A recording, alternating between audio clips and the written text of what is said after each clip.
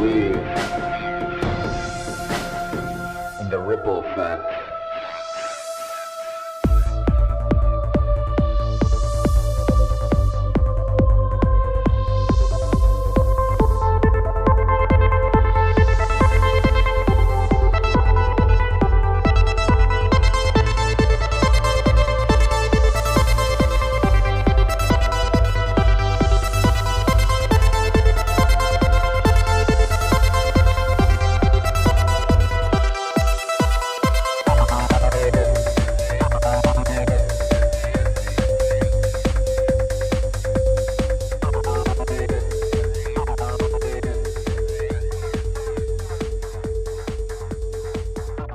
What's up? What's up? I am finally back.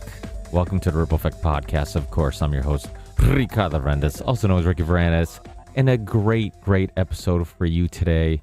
Of course, as you know, and if you've been listening to the Ripple Effect Podcast for a long time, you know I've done a lot of these episodes where I'll just get a couple people that I'm friends with, people that I love talking to, people that I find super fascinating, and I try to bring them together, hoping I can create some podcast chemistry.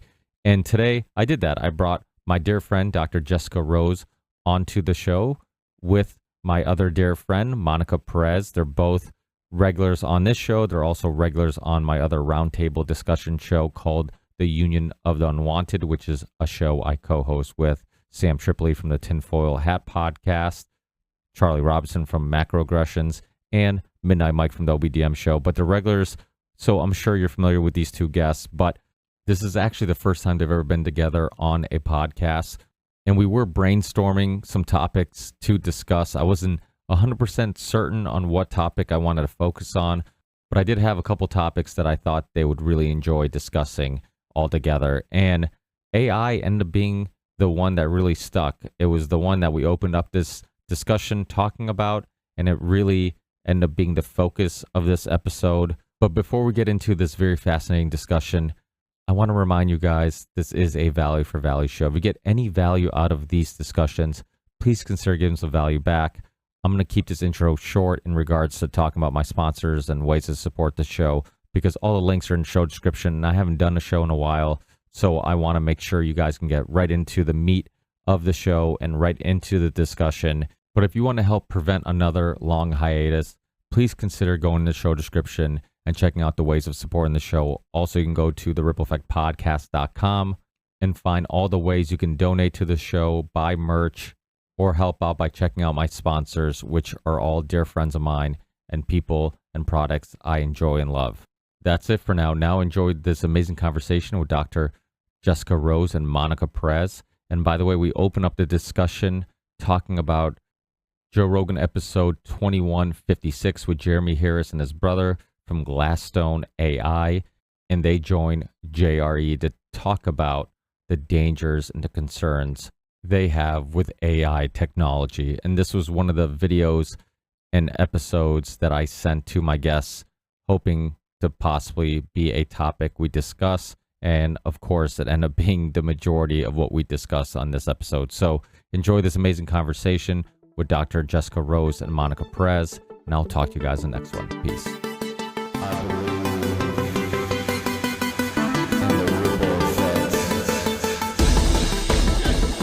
I definitely want to talk about AI and robotics. This is completely interesting, as you already know, Ricky. Monica, nice to meet you. Hi, Jessica. We have not met before. Yes, Nope. so I'm just another podcaster.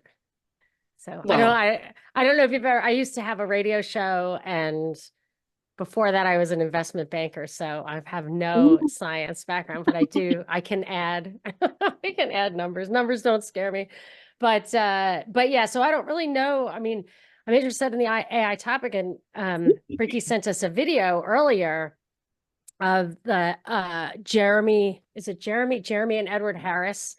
It was a Rogan interview, but those guys, not only what they had to say about AI, but what I think their agenda was was interesting to me. Yeah. So I think, yeah. Okay. So Ricky's like, I'm not sure we should just wait for the AI guys to develop this. These guys, I had not heard of them because I really don't follow it. I feel like it's the kind of thing, and maybe a lot of people feel this way, that it's because I'm not an expert in it, it's over my head and I could never possibly crack the code. So why even bother trying? But I actually stumbled upon some of the things they were saying when I looked them up. It started to clarify. So I'll just tell you two things. I'll tell you what I got overview from someone who's like knows nothing about it, and then what I think their agenda was. So they were saying that AI, or I don't know if they were saying it, but what I gathered was AI, as we see it, AI, which is rules-based AI, what else? Machine learning AI, even generative AI, which we're all familiar with, isn't the scary thing. The scary thing is AGI, which is artificial general intelligence, which will start interacting with the world like as a human being might, and might then exceed it. And then does it have morals? How do you set goals that are big enough for that thing to handle, but performs within the parameters that we require? Like, these are big mysteries to them, but we haven't developed AGI yet, according to we don't know about it anyway. If somebody's done it somewhere, we don't know about it. And what these guys, that's what they're scared of, I guess. But I think what they had done is a study, and they came up with recommendations of how to deal with a future like that. And they take a lot of time, 2 hours to build up to, these are all the problems. Now, what's the solution? And it was funny because they had some very like propaganda-y sounding things to say, if you ask me. So they were saying that their recommendations were to make sure that there was licensing, that you couldn't dabble in AI without licenses, and that there had to be liability for, I think I wrote down the chrono mark on that around like 1:30 maybe. And that you had to have liability. You had to have liability for like whatever. He didn't exactly explain. He started with liability for not having a license to operate AI or to develop AI. And he said because of this, they highly recommend a regulatory agency, and that AI should be treated the way the Department of Defense treats anything with lethal capabilities. And that his biggest fear is that AI will make central planning, which is not currently possible, totally possible. And that will upend the American experiment, which is a happy coincidence of freedom and goodness, which isn't necessarily true. And it goes on. We can start talking about it. I have more notes, but I have lots more notes. But we can just that's where I got it, like around 1 hour, 30 minutes in. That sounds like globalism to me. I mean, it's like, yeah, I have a lot to say about that. First of all, AI is like, it's inevitable. There's absolutely nothing we can do at this point. I think it's even possible that it's let's just say alive and well, perhaps in a general way, right now.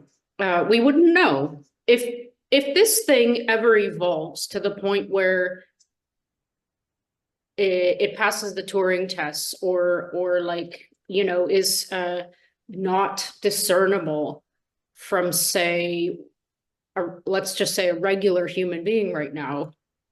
We wouldn't be able to recognize it anyway. So my personal thoughts on that is that will probably never happen, because we have intuition, they do not.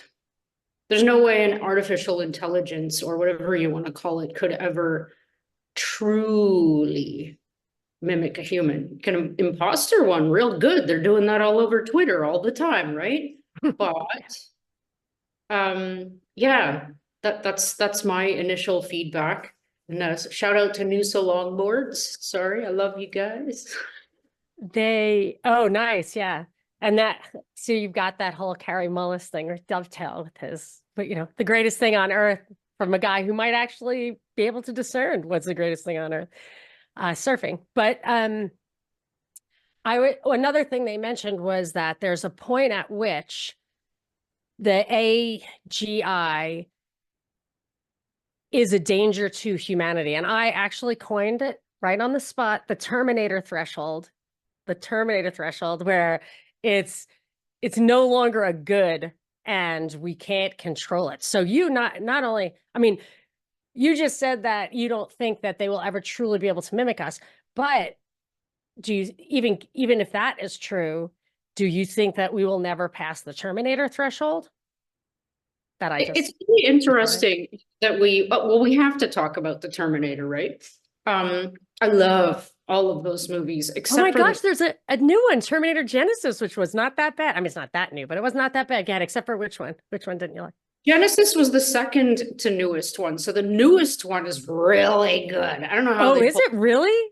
man. It seems really wokey because, you know, the cast of characters is all female and they're like one Latino and one really tall white.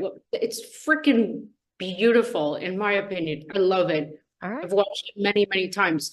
But the thing that's interesting, I pay a lot of attention to the writing and the producing of movies because Hollywood, you know.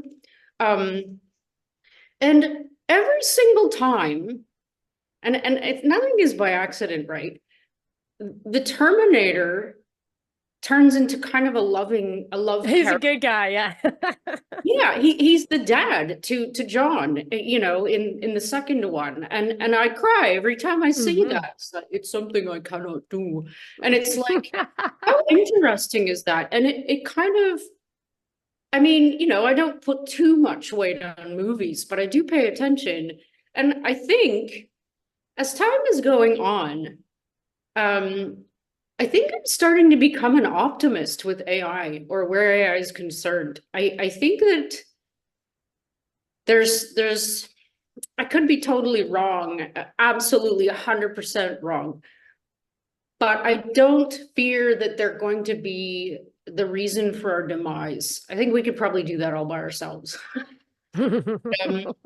Not optimistic. We might not have enough time to generate an AGI before we destroy ourselves. But another thing about it is if that does happen in the way that you described, and they did kind of become human-like, it's possible, because, you know, I'm the eternal optimist, that they could also develop empathy. And if they actually saw us humans in the state that we are in today, it's pretty pathetic. I mean, come on, the way that we are right now is so not where we could be if we would stop with so much of the bullshit or letting, you know, globalists control our lives. So, oh, I totally lost my thought. What was I saying? Well, you were an optimist on AI, you said, because you think they might have compassion for us when they realize how pathetic we are. And I actually, you know, I think I might dispute with these guys that you cannot set the parameters. I think you could define an AI that could not hurt us in a real sense. But that raises another issue. Finish what you're saying, and then I'll tell you what I think about that. Defining AI, that's interesting, because it's like, if it setting evolves, parameters for it. yeah, Setting goals, yeah. Totally. But like at some point, if we go beyond some threshold, it goes past programming, right? I think so. This idea of it developing human qualities like empathy, it's pretty out to lunch. But I mean, who knows what's going to happen? Well, I mean, love might be you know, Darwin's theories don't hold math water, but love could be an evolutionary response to certain needs. I mean, it's an insurance policy, I would say. Like, it could be, I'm saying that you could possibly define it. If you understand, I was going to say you can't understand the depths of the human soul, so you can't understand humanity, so you could never really program it. But it's possible that even our soul is math. I don't want to blaspheme because I'm going with Pascal's wager, but I'm just saying, like, love could be math, could be a math problem. Do you think that? That's interesting to me. Do I think it is? I don't really, but I think it could be. I think you could get pretty far with the argument that, like, I don't want to have friends who I know will never stand by me. because I might be the one who gets sick first. Yep. And We- then if they get sick first, they're going to get that benefit, and me or my children or whatever will not. Like, it's a bad risk pool. Yep. So you have to understand how people, their souls, to be able to evaluate that risk scenario. But I mean, you could potentially say put love in the computer by saying, this is mutually beneficial on a really profound level. You have to be able to predict the character of the other actor, and think about, you know what I mean? I don't know, like that. It would be hard to teach it that, but I'm just saying, I think love could be math, and maybe there's something to work with there. Well, the guys who wrote The Matrix would agree with that. You remember the scene in the train station where Neo is trapped, and he meets the guy who's waiting for the train master. A word is or love is a word, and he's a computer program explaining to Neo he loves his family. So, yep. It's a lot to think about, defining love. I think about this a lot because who the hell knows what love is? So there would also be the implicit problem of defining that. Like, if you wanted to put it into code or numbers, it's like, why would you do that? I do reject that is the nature of human love. But I think if you're an atheist and believe in Darwinian evolution, you have to have a reason for it, and that would be your reason for it. Okay.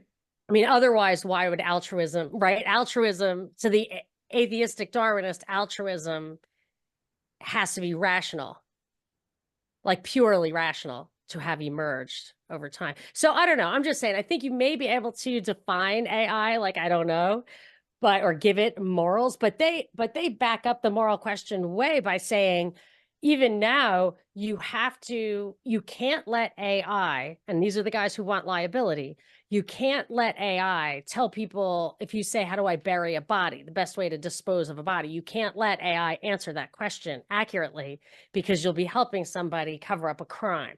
So he said, you already have to put that stuff in there now.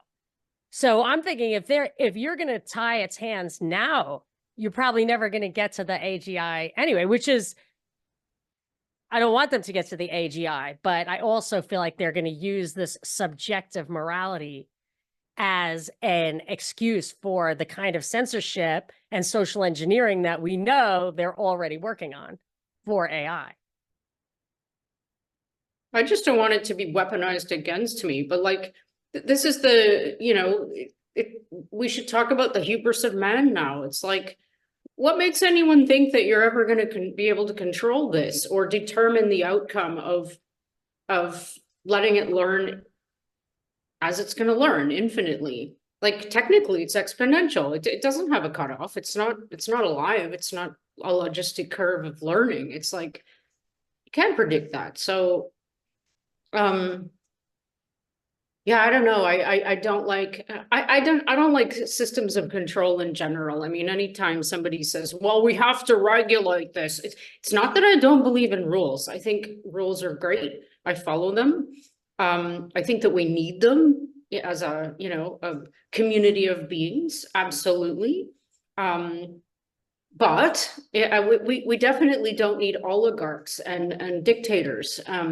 These are bad people to make decisions for large numbers of people. So if those people are the ones who are trying to impose the rules, we got a problem here, especially when we're dealing with something like artificial intelligence, or whatever you want to call it. They're saying that itself will be able to essentially control the economy. Sorry, Ricky. No, go ahead. Yeah. No, I was just gonna say, but isn't there some concern that, because again, I think we're all pretty much on the same page in regards to our opinion on government overreach and, giving them more power never turns out good. But isn't there also some concern about like the open source idea of like, okay, we just open source everything, let this code just be out there, let people develop it as they would like, and then by the time we realize some company has gone too far or developed something that's dangerous, it's like too late. Isn't that also a concern? Because I think that was some of the argument in regards to liability and just the licensing thing. It wasn't so much that they're anti-open source. I mean, there's a great older documentary called, oh, go ahead. Oh, yeah. Okay. And there's an older documentary called the OS Revolution, I think, or Revolution OS, and it was about like just the origin story of the internet and how all these programmers were like all about everything being open source and the stuff being out there for free and letting people kind of just use their imagination and creativity to kind of expand on these things. And then, Bill Gates and Microsoft and everybody Yeah. came down and then screwed everybody out of all that and said, "Hey, we want to make maximum money and profit." And but how like the origin story of the internet really was one that involved this open source philosophy. But I can see how with AI that can be a bit dangerous because again, like I think that's when things kind of get out of hand is when there's people who are looking at it they're not zooming out and seeing the big picture. They're just so focused on their work. It's the same thing with like pharma, right? We all have like similar opinions on pharma. There's somebody who's developing something for pharma that like they don't see what they're doing as wrong or dangerous or anything. They're just focused on that individual task that they have, that work that they're doing.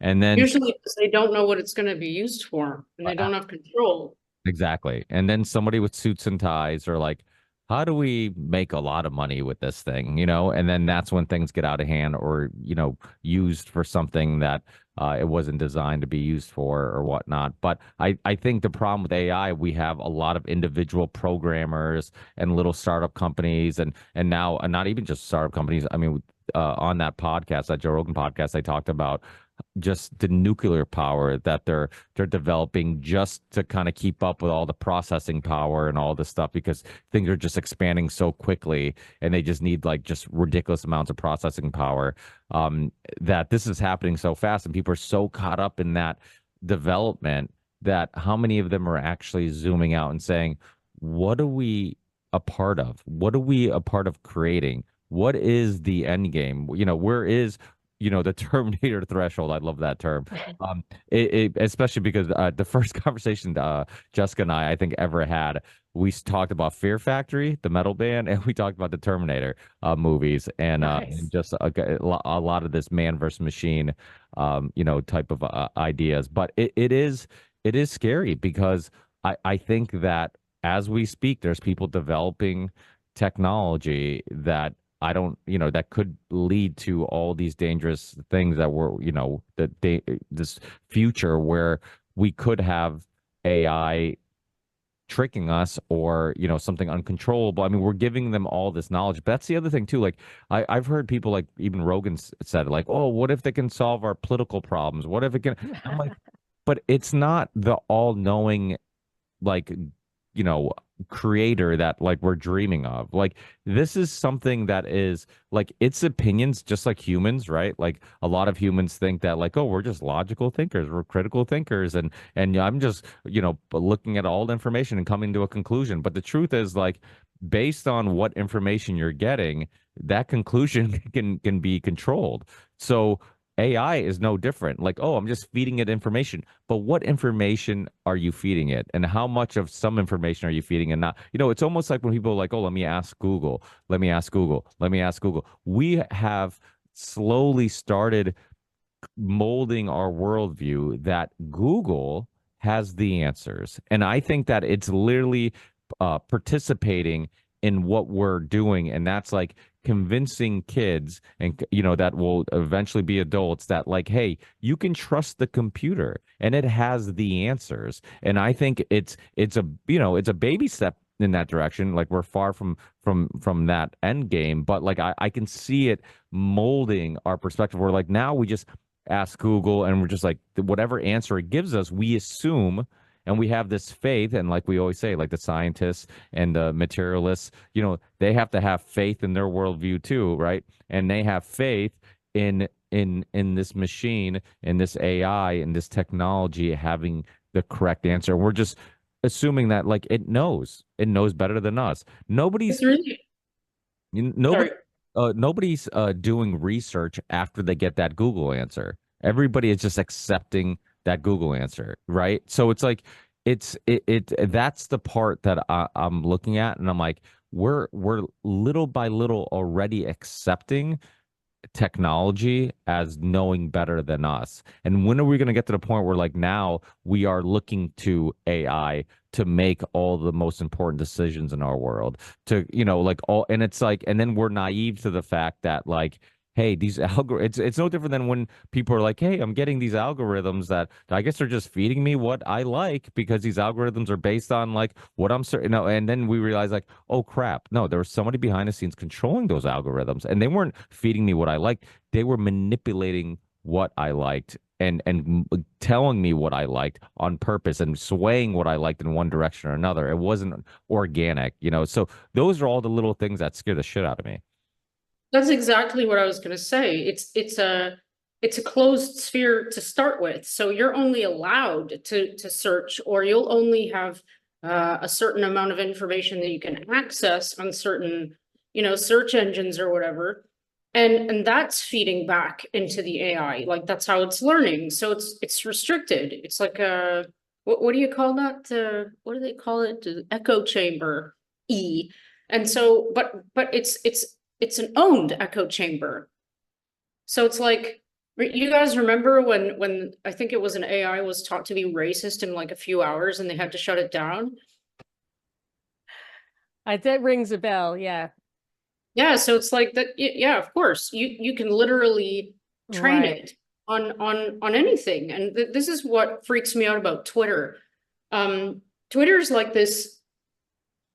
No offense, Elon, kudos to you for buying it, and it's better.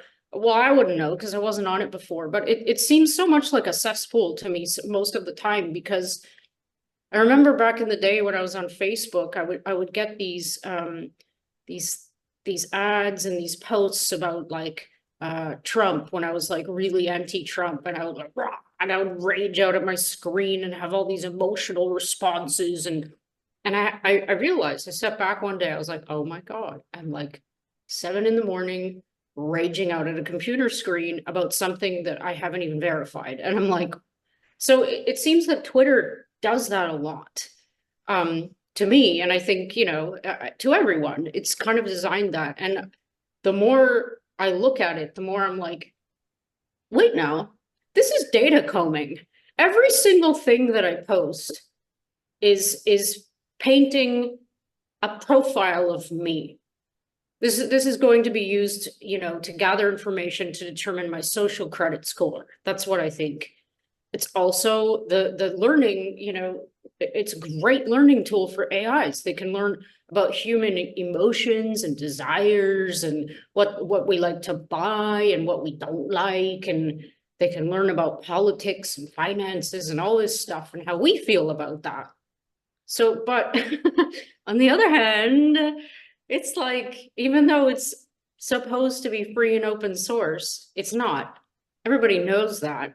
It's like I'm shadow banned out the yin yang. I have 101,000 followers, Right. and 3,000 odd people maybe see my posts every time I post now. There's no ratio there. It's like that's not an accident. Someone's like Definitely.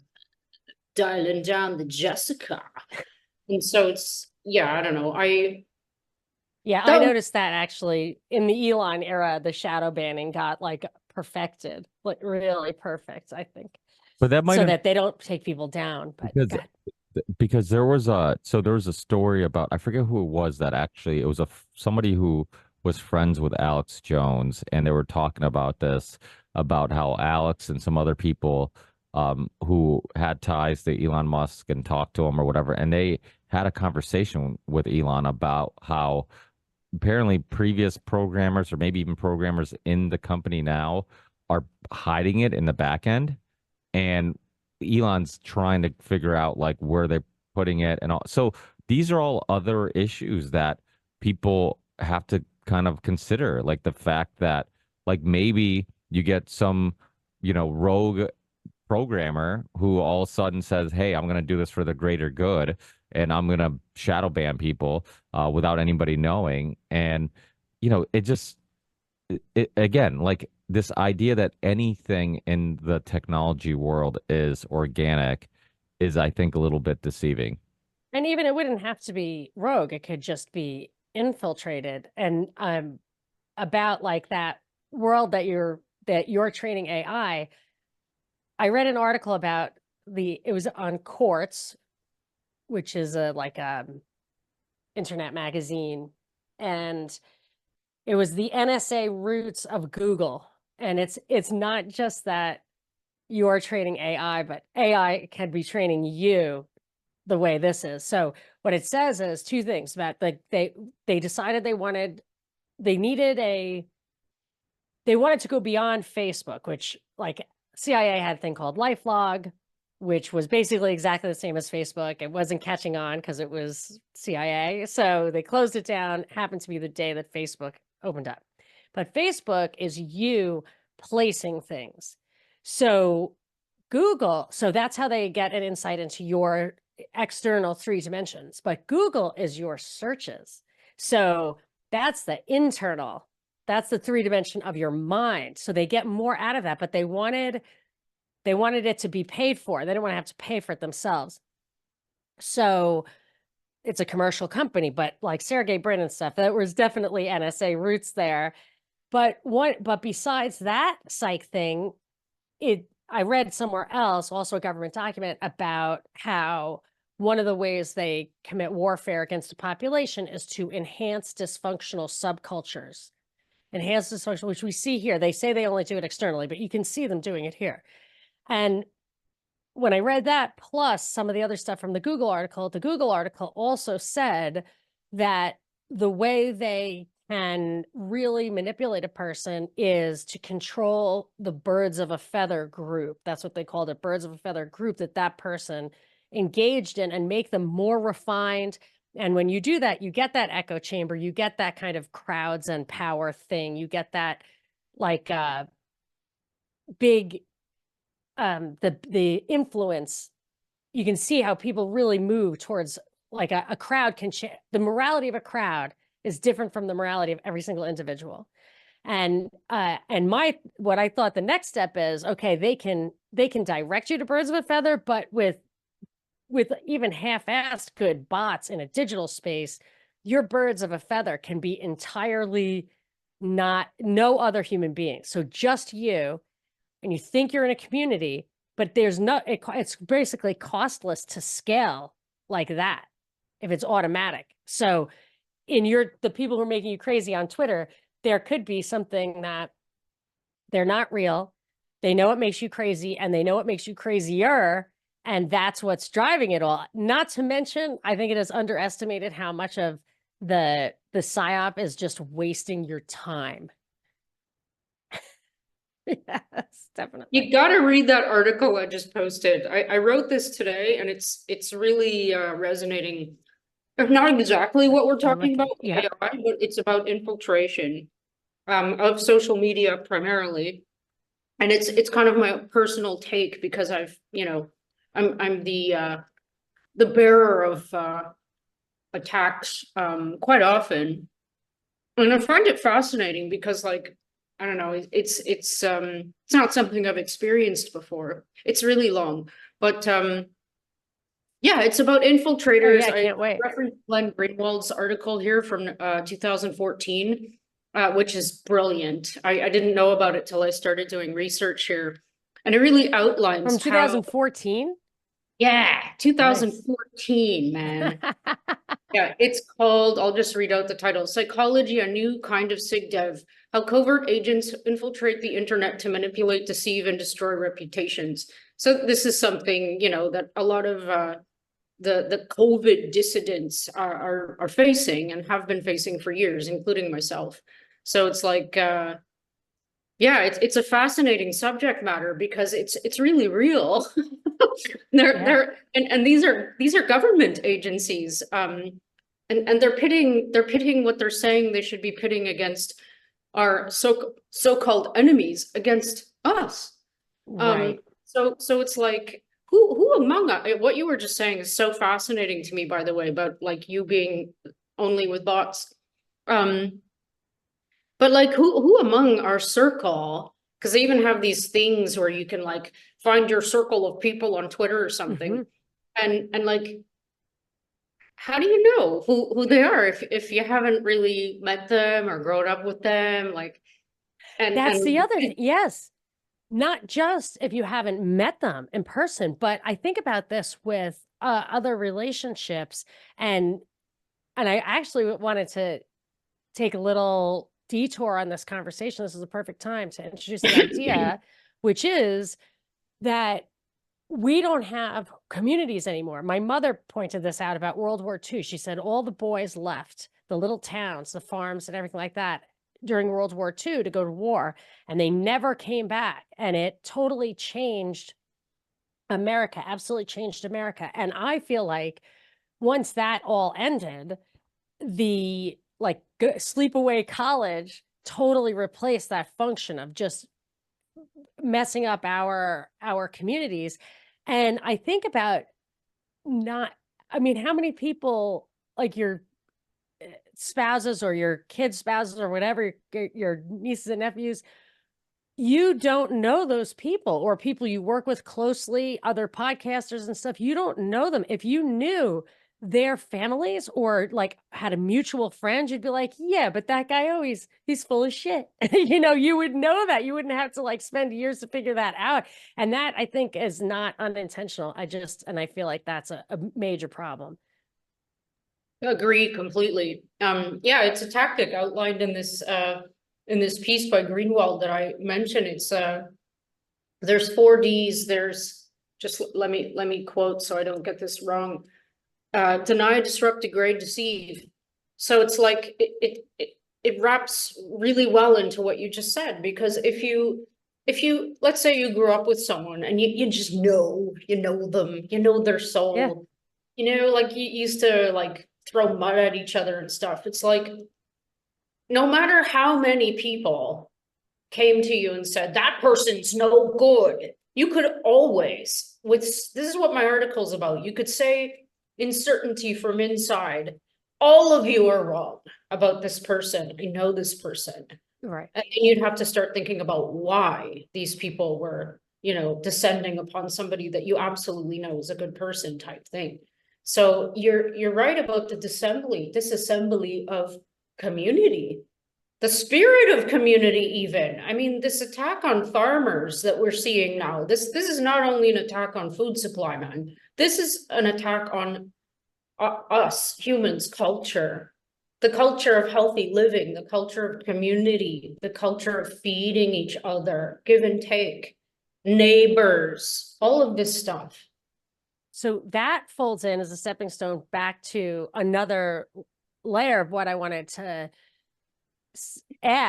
talk about is, so now they want to give farmers everywhere, little small farmers in third world countries, apps to tell everything about they definitely do. And that I think was one of the reasons they like these supply chain shortages, is that they want to make sure they're saying, like, if you're not plugged into this system, that the supplies will never get to you. There isn't an overabundance like there used to be. You can't just go to town. But so the whole conversation that these guys were having about AI and just hitting that the Terminator threshold, and what they were saying that Terminator threshold was when AI is making things better for everyone, better. And then there's a moment at which it's worse for humanity. And my question is like the Uncle Ted question. Is it kind of already worse for humanity? Was it, I'm not going to go back to like fire is bad, but computers, I mean, although I have to say I have terrible navigation skills. So that alone, I mean, it may be, I'm willing to sacrifice humanity to not get lost all the time with the GPS. But no, seriously, like, I don't know where, I think the Terminator threshold has already been passed as far as what's good for humanity. I was thinking about this today, about shutting down the internet and what that would really imply.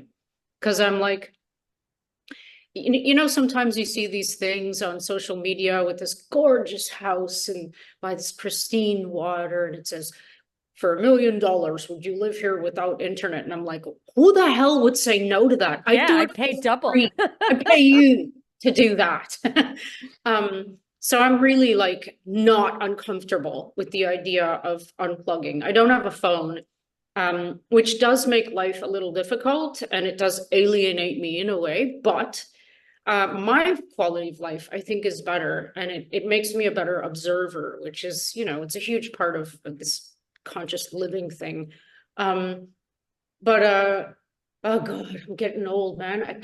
Ricky knows this about me. I have a thought and it just goes whew, and I just can't remember what it was. Well, what would happen to humanity if the internet Right. just Internet, yeah. snapped off? And I Right. think they've made it intentionally to that where it's a necessity. It's an Mhm. actual necessity, and that's a problem. And I wonder if that's what the chemtrails are. One of the reasons for the pollution that is descending upon us, just raining down upon us, is that really there's only one necessity, or there's food, water, shelter. Like, all the necessities are things that we could get without being jacked in. But if those things become tainted and corrupted so that you actually do have to jack in, I mean, I think that's what they're working on, to be honest. Interesting. So you're saying kind of like people will be kind of opting into the matrix. Well, but that not- you can't. So I want to opt out. And I'm thinking, well, in order to do that, I had to start growing potatoes and chickens. I could, and maybe I will. But if they come and kill your chickens because of the avian flu, or there's, They did in Australia, 500,000 chickens for no yeah, reason. they did a lot of that during COVID too. Or if the cloud cover is so constant. So I live in LA and I've lived here before. The first time I lived here, it was nice out every single day. And now it's cloudy. It's not cloudy, it's overcast, really low. It's like fluorescent Hazy. lights. Yeah. Yeah, but really low. Like there's something wrong. And it changes the kind. If you had crops, heirloom crops, heritage crops, whatever, that grew always here in your spot, like they are very well suited to that climate, but they've really changed the amount of, or the quality of the sunlight. And the So soil. then, yes, and the soil also from the stuff that rains down. So I'm just saying, if all of a sudden it's harder to grow things, that makes it even more marginal to be able to do it on your own. And every little bit counts. Yes, if somebody's good at it, my neighbors already have a head start.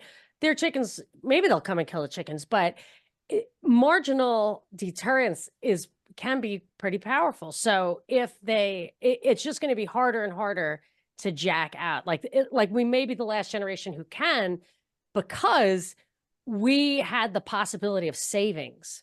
We had the possibility of investment, of owning a piece of land ourselves. That may go away. I mean, they're not outlawing it, but the way they've messed with the housing market and interest rates. Yep, I think that's written into the plan. There's no doubt. You can see the land grabs going everywhere.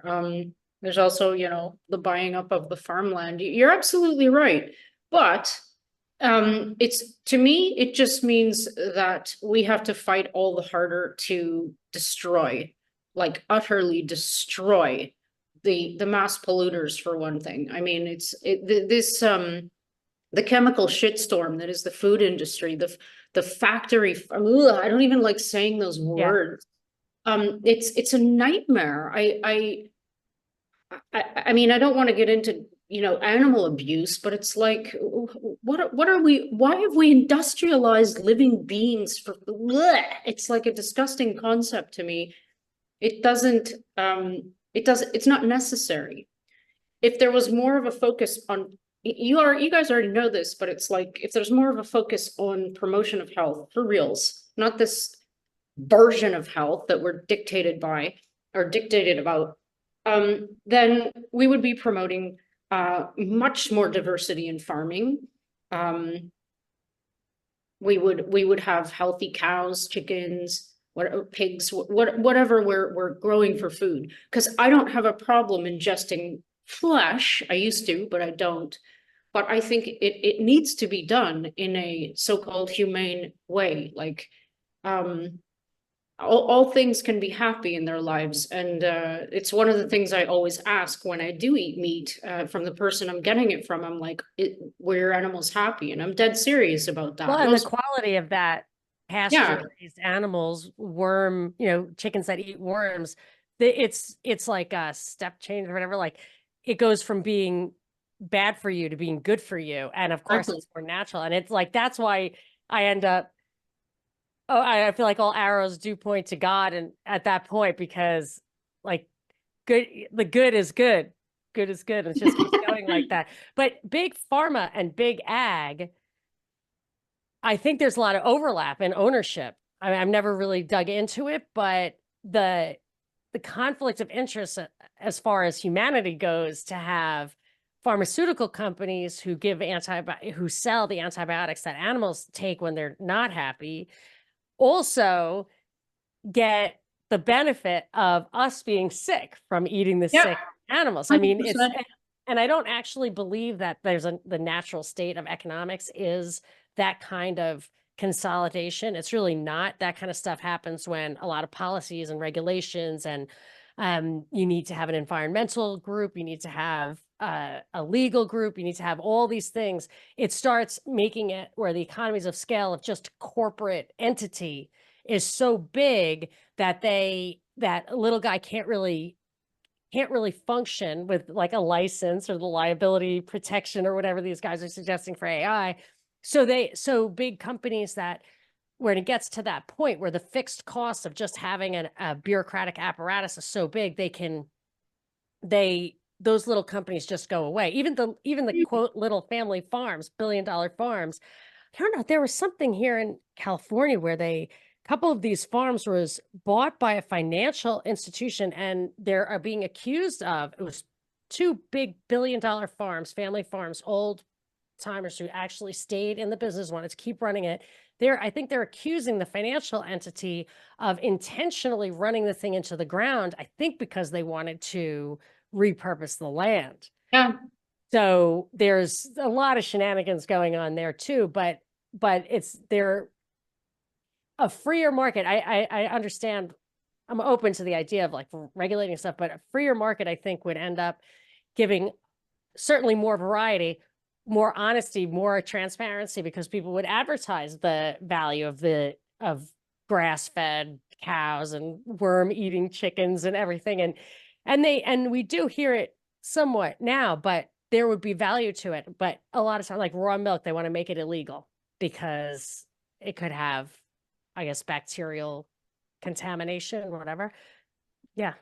Can I add a like medicine health twist on this? And it's gonna be controversial and people are gonna be like, ah, but I don't care. That's why I like Ricky, because I can say stuff. There's no coincidences, and there's so many things that you're saying that have literally triggered a thought that I had earlier today. So earlier today, again, I was thinking about, the reason I was thinking about it, I was on my walk and they had one of these power mowers going around mowing the grass.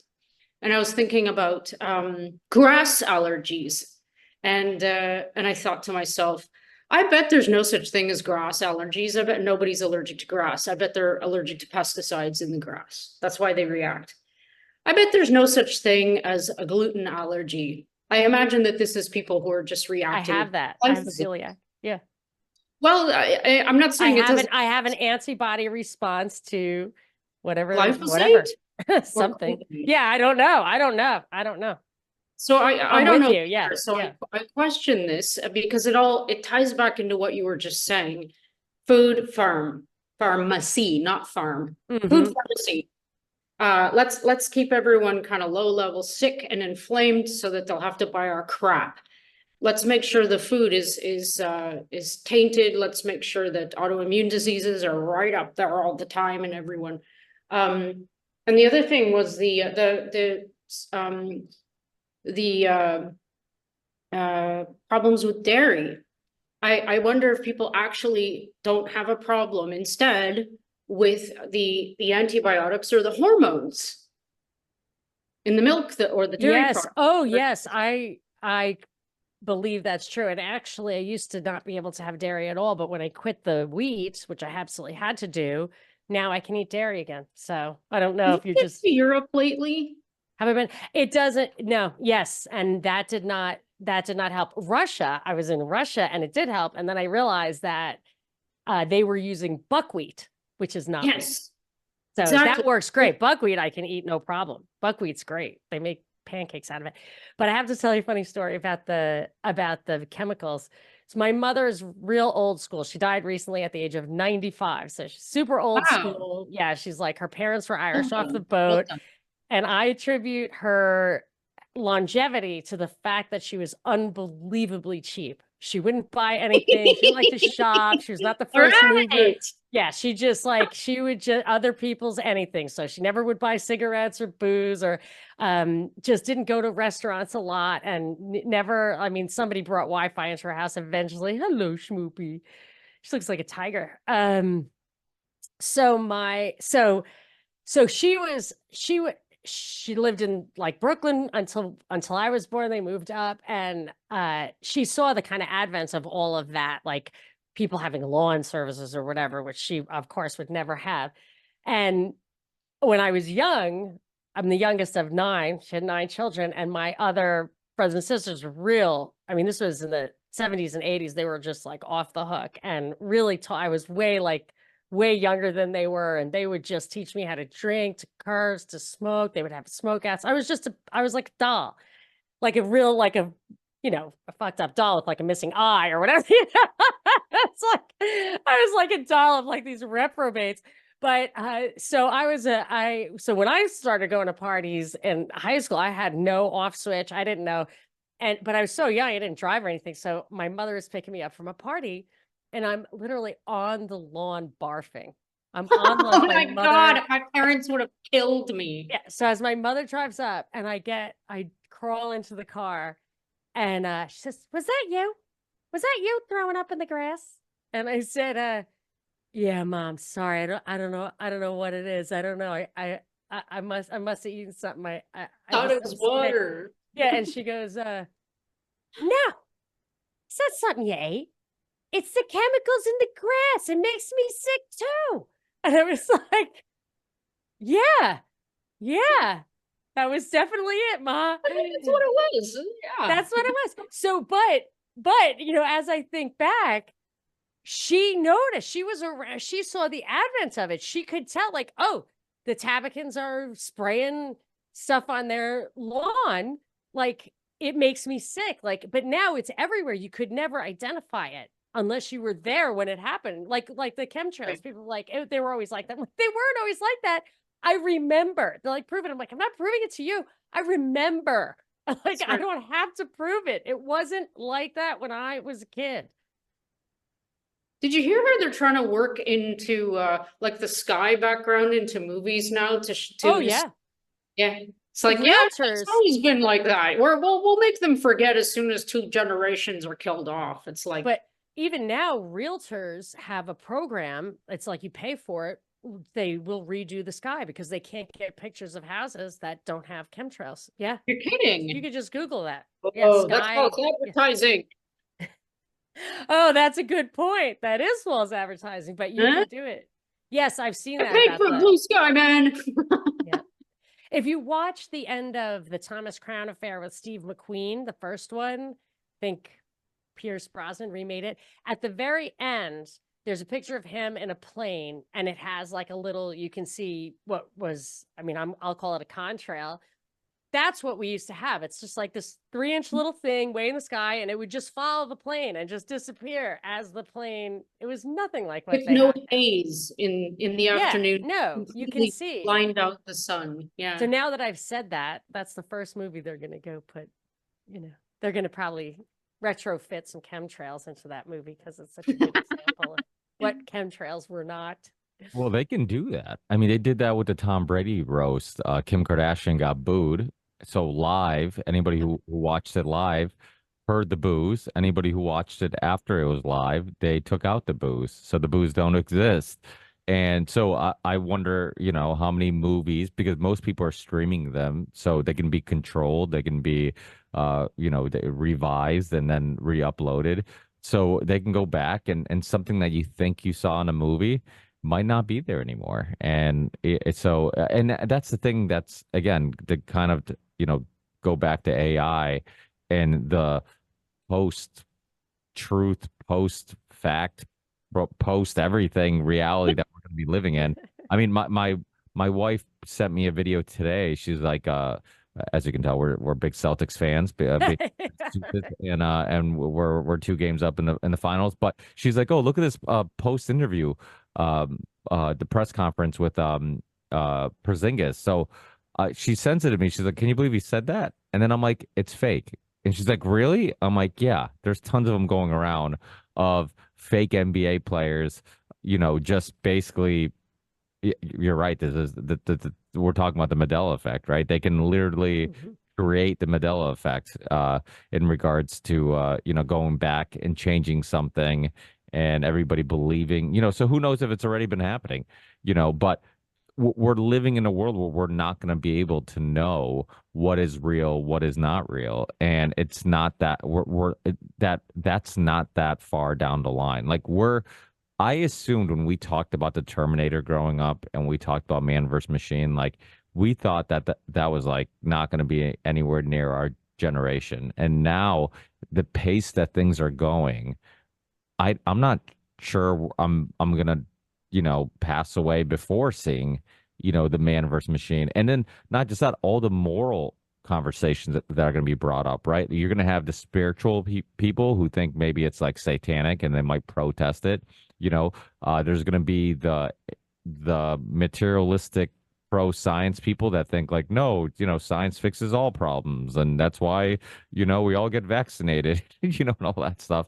And you get that perspective. And I think there's going to be a lot of different moral discussions that are going to, divide people in regards to, the way they think or what they think is right or wrong and what they think should be done or not done in regards to these things. But I mean, and this brings up something, not to get us off track, but something I do want to get your opinion on. So the theme song to my podcast is called The Ripple Effect, and it was a song that I put together before I had the podcast, and I use it as a theme song, and I use the title as the name of my podcast because I believed in this ripple effect idea, this idea that ideas can change the world, conversations can change the world, and you never know how us as individuals, even though we seem insignificant, we don't know what type of ripple we can all create in our life's journey.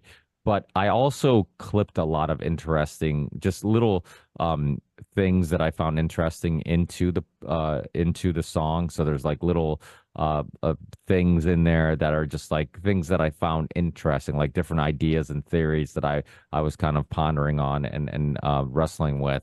And one of them was actually a conference that Neil deGrasse Tyson was at. And obviously, I'm not like many of us that think like us or critical thinkers aren't huge fans of Neil deGrasse Tyson at all. But it was somebody, and I forget who the guy was, the scientist that was proposing this idea that there's some mathematics in nature and you can use mathematics to understand nature. And Neil deGrasse Tyson is like responding, so you're telling me that there's some mathematics that can explain, the natural world, and so that always stuck with me. And this was before I started my podcast. This was something that I found interesting, some ideas that I was kind of diving into before I started the show. And I clipped it because I'm like, I just want to put that out there. And I want people to kind of dive into this too and maybe find it interesting and maybe start thinking about this idea of like maybe if there's math that can explain Mother Nature, what does that tell us? And wouldn't that almost be a piece of evidence that, hey, do we live in some type of simulation, or is this all already like, I mean, are things out of our control and everything's leading to the same outcome of some creator that we're creating? I mean, are we creating some god? Like, there's just all these other topics that I feel like are connected to that, and there's so many things that we just don't understand, like the placebo effect, right? Like, why do I think that I feel better? And why is there a actual quantifiable reaction to my body where I actually start feeling better? And there's been plenty of experiments proving this, like, they had people that they told they gave them knee operations and didn't actually give them knee operations. They just cut them open and told them that they had knee operations, and they all felt better, right? There's another book called, or another person that I find fascinating, Dr.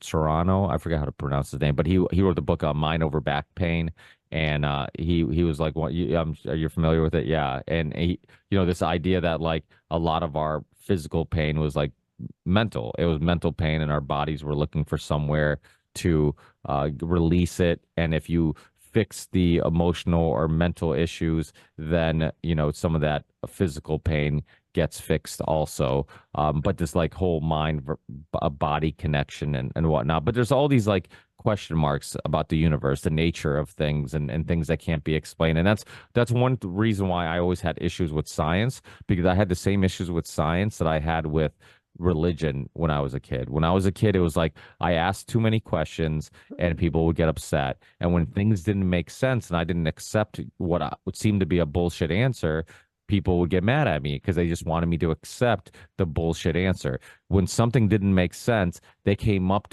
with a theory to make sense of it. And I'm like, well, that theory doesn't make sense. You're just literally coming up with something to make sense of something that doesn't make sense. And then I'm like, yeah, now I'm an atheist. And then I became an atheist and I joined that team, unknowingly. And the next thing you know, I'm like, oh, these guys are doing the same thing. Like all these Yeah, people right. have these theories, or they come up with these ridiculous theories to explain the unexplainable. It's like, well, why does this do that? And like, oh, it does that. We came to conclusion that it does this because of that, and I'm just like, wait, you're just coming up with theories to explain the unexplainable. So it just seems like there's a lot of unexplained things. And I think that like the nature of our reality in the universe, like I think it's coming up, like we're rediscovering some old wisdom. And, I know Monica and I have talked about this before, just ancient civilizations and lost civilizations.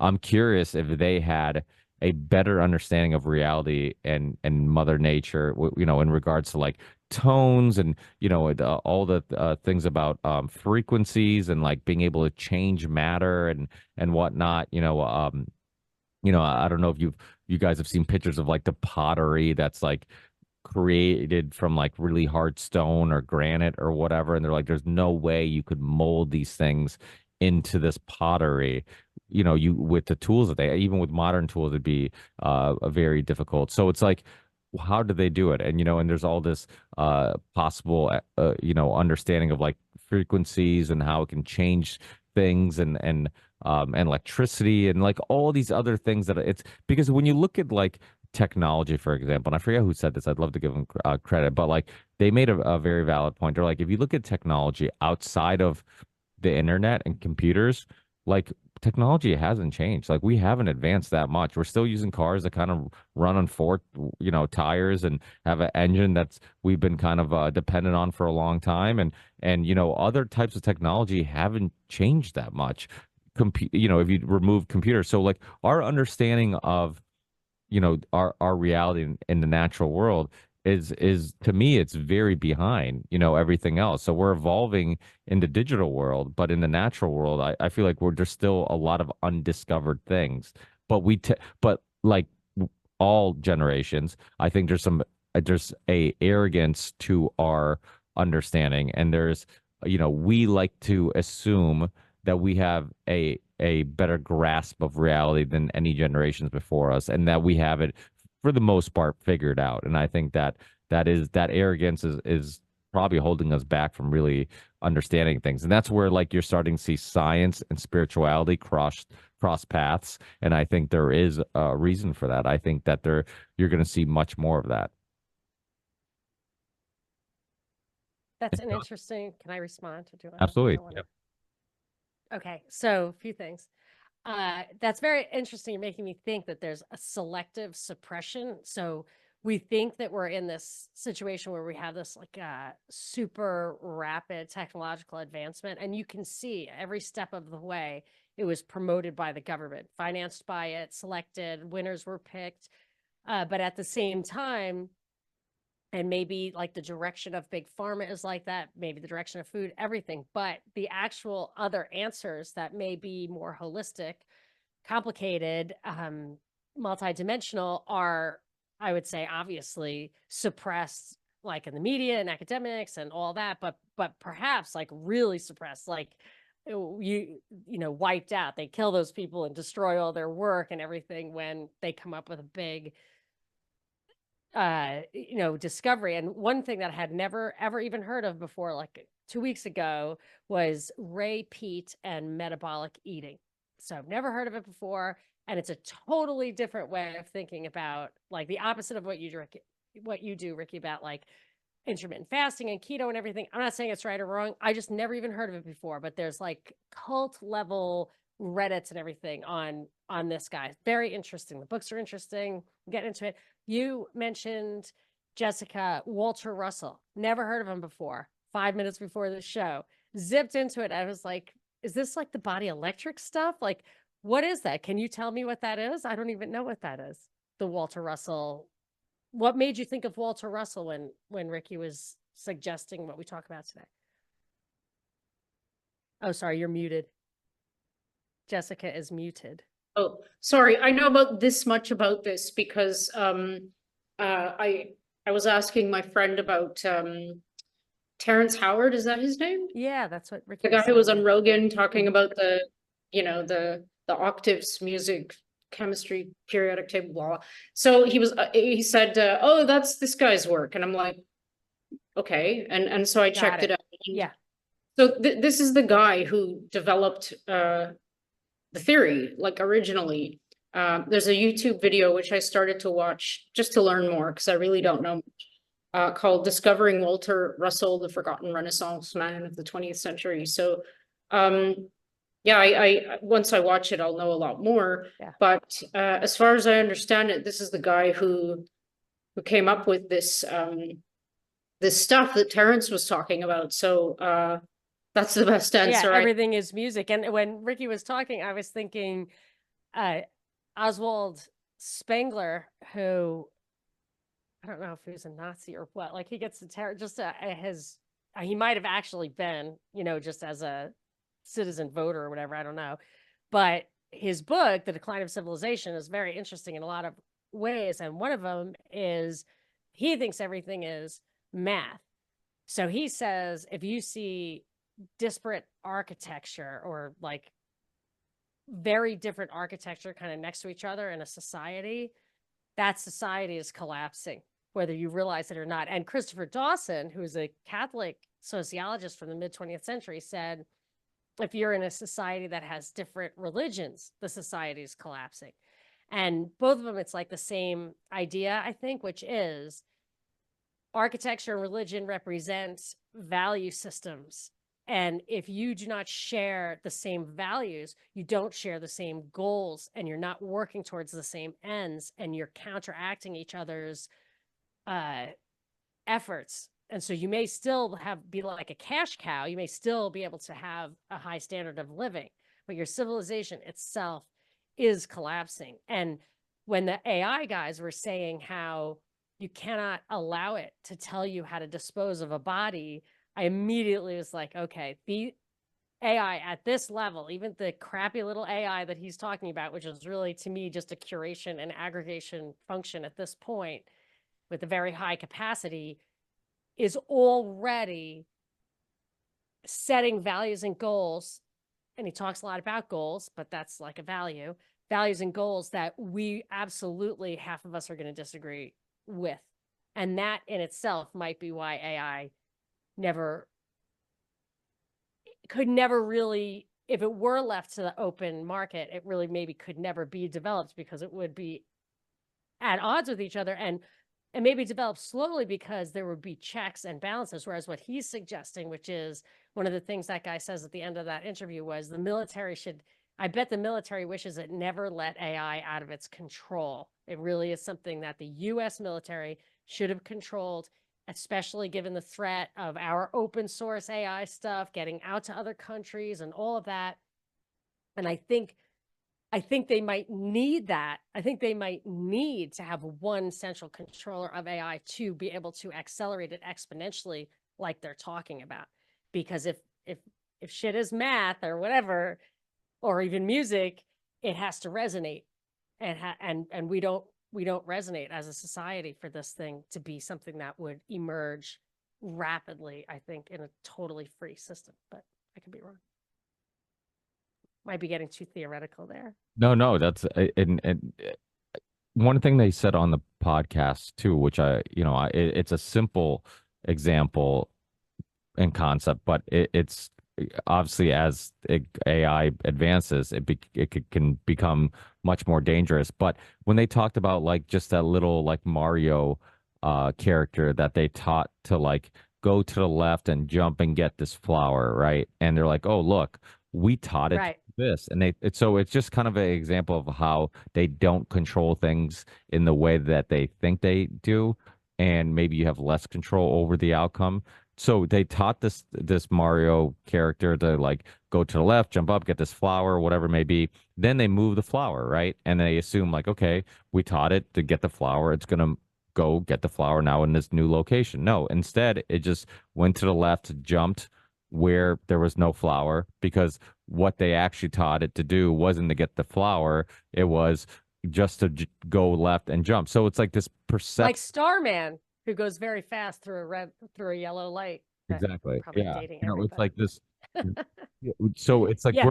we're perceiving it from a human perspective. So it's like we think we see it do this, so it must know how to do this. But from a digital standpoint, from an artificial It standpoint, doesn't understand there's no point of jumping up. The point is to grab the flower, but it doesn't understand that. Yeah.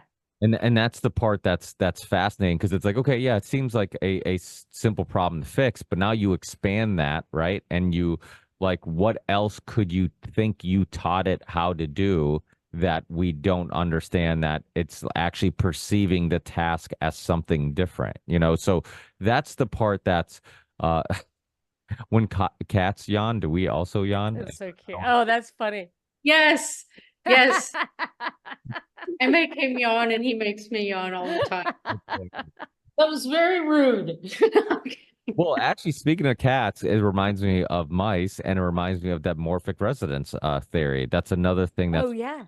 fascinating, right? Like the whole how our consciousness can all be connected in one way, right? And that's the other, like, so all these things seem, and I keep saying it because I'm like, there's some missing pieces that are gonna make this puzzle's image make more sense. I feel like there's all these like scattered pieces, and we're just collecting them, and eventually they'll make more sense. But I'm curious, and this is another topic I've talked to people about, like this idea of like, what if the lost, or the Library of Alexander, what if it had some information in there that could connect some of these dots for us? What, some people believe the Vatican, right? The Vatican, that like it wasn't burnt in that fire, that the Vatican took that information, similar to Nikolai Tesla, right? When he died in in a hotel room, and He's still alive, living in the Vatican.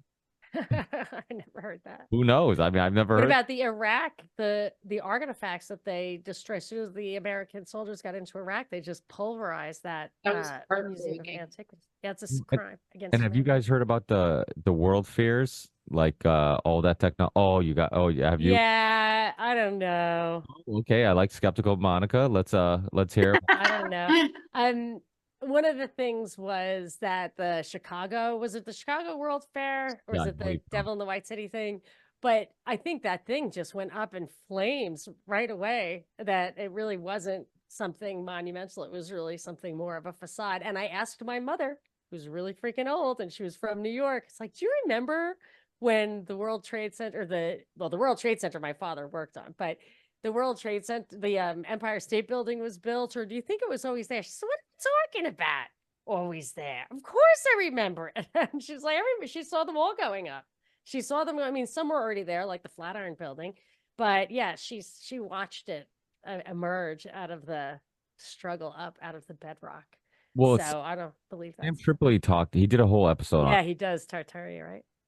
And it's kind of fascinating, because so they think, one of the things that one of the discussions he sparks is this idea of like there was some technology or understanding of like electricity and gravity and all these things that were kind of highlighted there with, and then like they kind of scrapped all that technology. And I mean, so it reminds me very similar Yeah.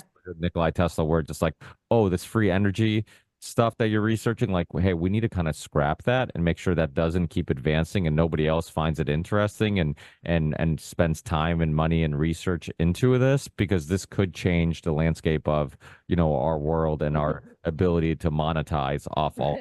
Right. And I think that's kind of, the argument about the World Fair is about some of the technology there. And that seems that seems pretty believable. Like that, Maybe. because you look at like cancer cures, you look at like just homeopathic stuff. I mean, a lot of this stuff has been Definitely for suppressed. a long time. And anytime somebody ends up, be putting an industry, potentially putting an industry out of a business, those people die or get suppressed or whatever. And that's kind of the problem, right, with all these things, is that like once it becomes a industry, like you look at cancer, people say like, hey, if they publicly accepted a cancer cure and they said, hey, we have found a cure for cancer, what would happen? Like tons of people would lose their I job. think I have a theory about that. Oh, go. That maybe ivermectin, it's showing promise in trials, ivermectin as a anti-tumor medicine. And when they do find the cure for something, that's when they roll out a vaccine. And they are saying they're going to roll out a cancer vaccine. So I can only assume they have the cure for cancer. Yeah, well, I've had Dr. Brzezinski on my show years ago, and there's been the Massimo, who obviously, Matsuko. Oh my gosh. yeah, I have he's like a little crush on him. yeah, On his brain. it was awesome when he was on the Union of the Unwanted, and then you were on, and I didn't know that anybody. I thought I was the only person who knew of him. And Yeah. invited him like he was going to be this guy that I was going to have to hype up because I was such a fan of his work, and then come to find out you knew his work. But he did a cancer cure documentary. Yes, that's right. And or the forbidden cures of cancer or something like that. And Maybe, yeah. I remember watching it, and I'm like, there's all these little stories of people throughout history that have had success curing it, and of course, like all of them have like pretty much tragic endings of like either being called pseudoscience or being called. It's illegal here. Yeah, and but it's similar to Rupert Sheldrake, who came up with the morphic resonance thing. You read his Wikipedia, he came up with this theory, and it's a theory that like scientifically they prove like there's something there. We don't know what it is, but there's something there. The fact that mice consistently were learning this maze faster in different locations, and you could see it, you could study it, it was happening, and then they call them pseudoscience because it goes against the grain of our worldview. So to me, that's fascinating. The video that Jessica sent is only 2 minutes. Do you guys want to watch it? Yeah. Let's do And- it. Is it? Yeah. Oh, Oh, 11 yeah, minutes. Oh, did I? The 11 minute. I actually watched that on 2 times speed right before. Right before. we started. Received new novel. It might be too floopy. I don't know. I haven't watched it yet. No, so. it's Oh, a good overview. Oh, it's 11 minutes. Okay, good. We can watch a little bit of it, and then Yeah, yeah. Yeah, watch it until they start talking about like ice skating and stuff. Oh, yeah. Yeah, I mean, I love- think the first 2 minutes will be fine. let's do it. Welcome back to the channel. Oh, that's loud. Today we'll explore the vision That's not a good intro. The eye in the triangle. I know. where to challenge conventional scientific thinking. The great Serbian inventor, Nikola Tesla, was a big fan of Walter Russell. He was so impressed by Russell's ideas about the universe and how it works that he advised Russell to keep his discoveries hidden away for 1,000 years. Tesla believed that humanity wasn't ready to fully grasp and appreciate his profound. There's the, if you want to just pause it, from that image there is the one that Terrence Howard was referencing in his talk with Joe Rogan. So I didn't watch that. I just kind of saw a clip on Twitter. So I really hope that he referenced Walter Russell Yeah. because it's his shit. Yeah, that would be fair. I think he did, because Yeah. when you emailed me, I'm like, the name sounds familiar. Yeah. Where did I hear it before? And I think it was on that podcast, and also just I've been down to Terrence Howard rabbit hole a few times, and I believe he referenced them a few times. I believe he even referenced them to Neil deGrasse Tyson, and if I don't, maybe I remember this incorrectly, but I think he was one of the people with Tesla that he said, hey, like you're a fan of these people, and kind of like poo-pooed their work and whatnot, and caused the Always dismiss, never refute. yeah, They, yeah, they just yeah. dismiss it. Good point. Yeah, that's exactly what he does. Neil deGrasse Tyson is a awful person. Well, when I heard that Stacey Abrams went You've to heard it here performance- first, or Well, maybe not first. She was in Stacey Abrams, who's a politician in Georgia. She did. She went to a performing arts school. She was originally a physics major, and then she went into politics. And I was like, oh, I guess they just plant people everywhere, starting with acting, and then they give them, they encourage them to get a degree in something that's going to be their assignment. And I guess she was better at politics than math. Well, Science. what we've learned is Neil deGrasse Tyson was on Del Bigtree's show. They actually convinced him to come on the High Wire, and they had a debate.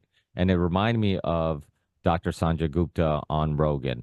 I'm like, science there's so many holes in the way they look at the world that both of them got schooled by people who don't have PhDs in anything.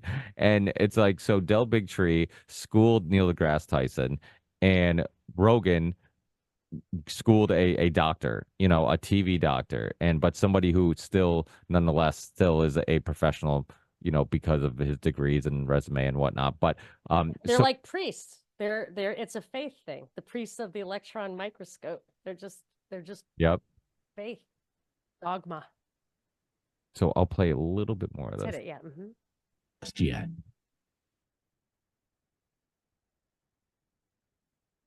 I can't hear it.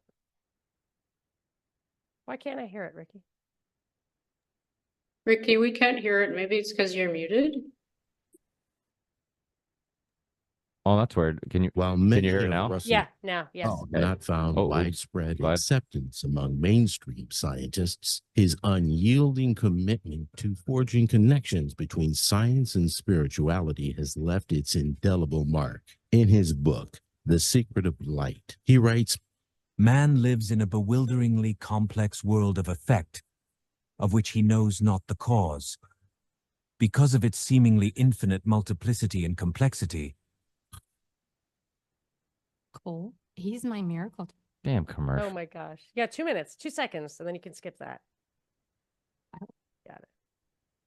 So how does your miracle child get cancer? He fails to envision the simple underlying principle of balance in all things. He, therefore, complexes truth until its many angles, sides, and facets have lost balance with each other and with him. Truth is simple. Balance is simple.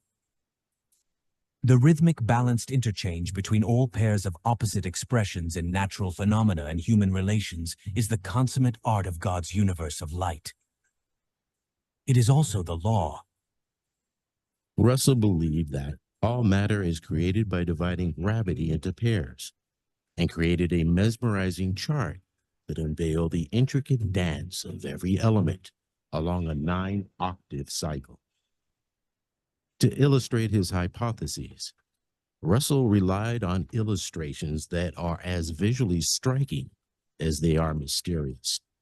Born to Nova Scotian immigrants in Boston on May 19, 1871, Russell led an unconventional life. He had his first... Yeah, I'm not sure you want to keep doing like... I mean, you can, but I think that was there wasn't a lot more science in that, I don't think. Can I hear the out of body thing though? That's kind of Sure, interesting. In 1878. It will be his first out-of-body experience. In 1885, at 14 years old, he was reportedly pronounced dead after an attack with black diphtheria, but claimed he was asked to return during another out-of-body experience. He claimed at some point to have been struck by lightning. The year 1921 would be life-changing for Walter. He started his self-study and was the first to coin the phrase electromagnetic wave universe. As he turned 50 in May of 1921, his life took an unexpected turn with another out-of-body experience he termed cosmic illumination, during which he received new knowledge in the light. This great intellectual and spiritual encounter provided him with profound insights into the nature of matter, light, and the mechanics of the universe. I Immersed in bet he just did some good acid. state for 39 days, Russell utilized the opportunity to document and illustrate everything he discovered, intending to share his newly discovered knowledge with the world. Through his newfound insight, Russell unveiled a remarkable discovery.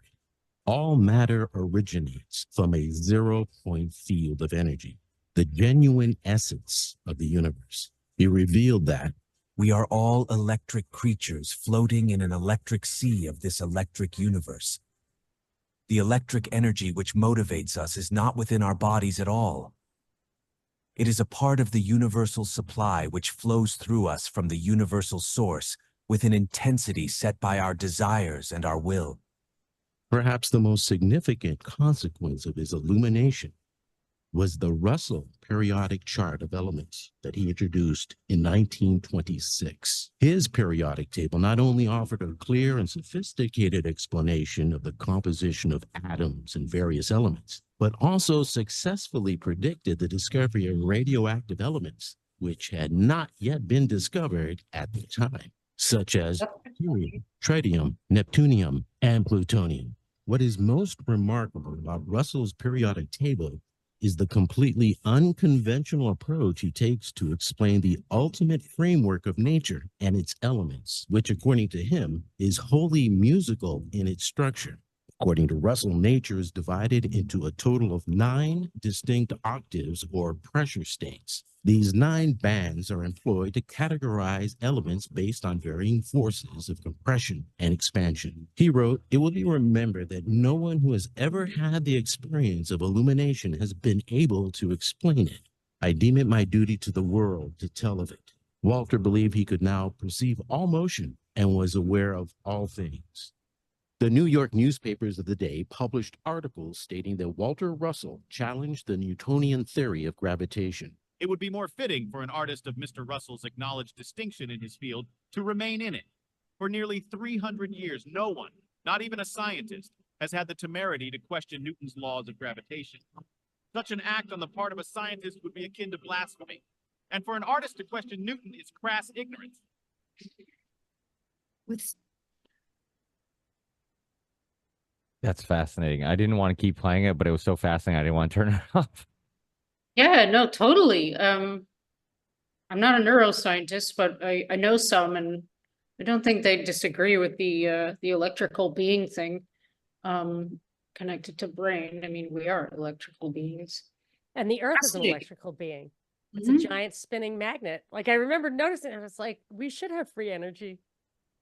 Yeah, we I do. mean, yeah, it's just like, of course, it's hard to, you can see it actually. I think the Northern Lights are it's just electricity. Kind of. Don't know. Yeah, so I know Terrence Howard talks about gravity and electricity and all these things, and do you think there's any possibility that maybe the elite, for lack of a better term, maybe the religious elite, who knows, the Freemasons, the Knights Templar, who, the government has gathered, like, this research, like from Nikola Tesla and, like I said, the burning Library of Alexander, all these things, like Yes. somebody has gathered and they understand the essence of what this all means and is suppressing it from us. Yes. As I you think that robot. they're also using technologies. I think that they have, they're totally exploiting the genius that's being hidden from us. Because, what would happen to the power structure, the globalists, or the technocrats if people had free energy? What if people actually learned the truth about vitamin D? Well, the doctor, Dr. Jack Cruz, he's fascinating. He talks about just. Oh, yes. Yes. I heard him on Higher Side Chats.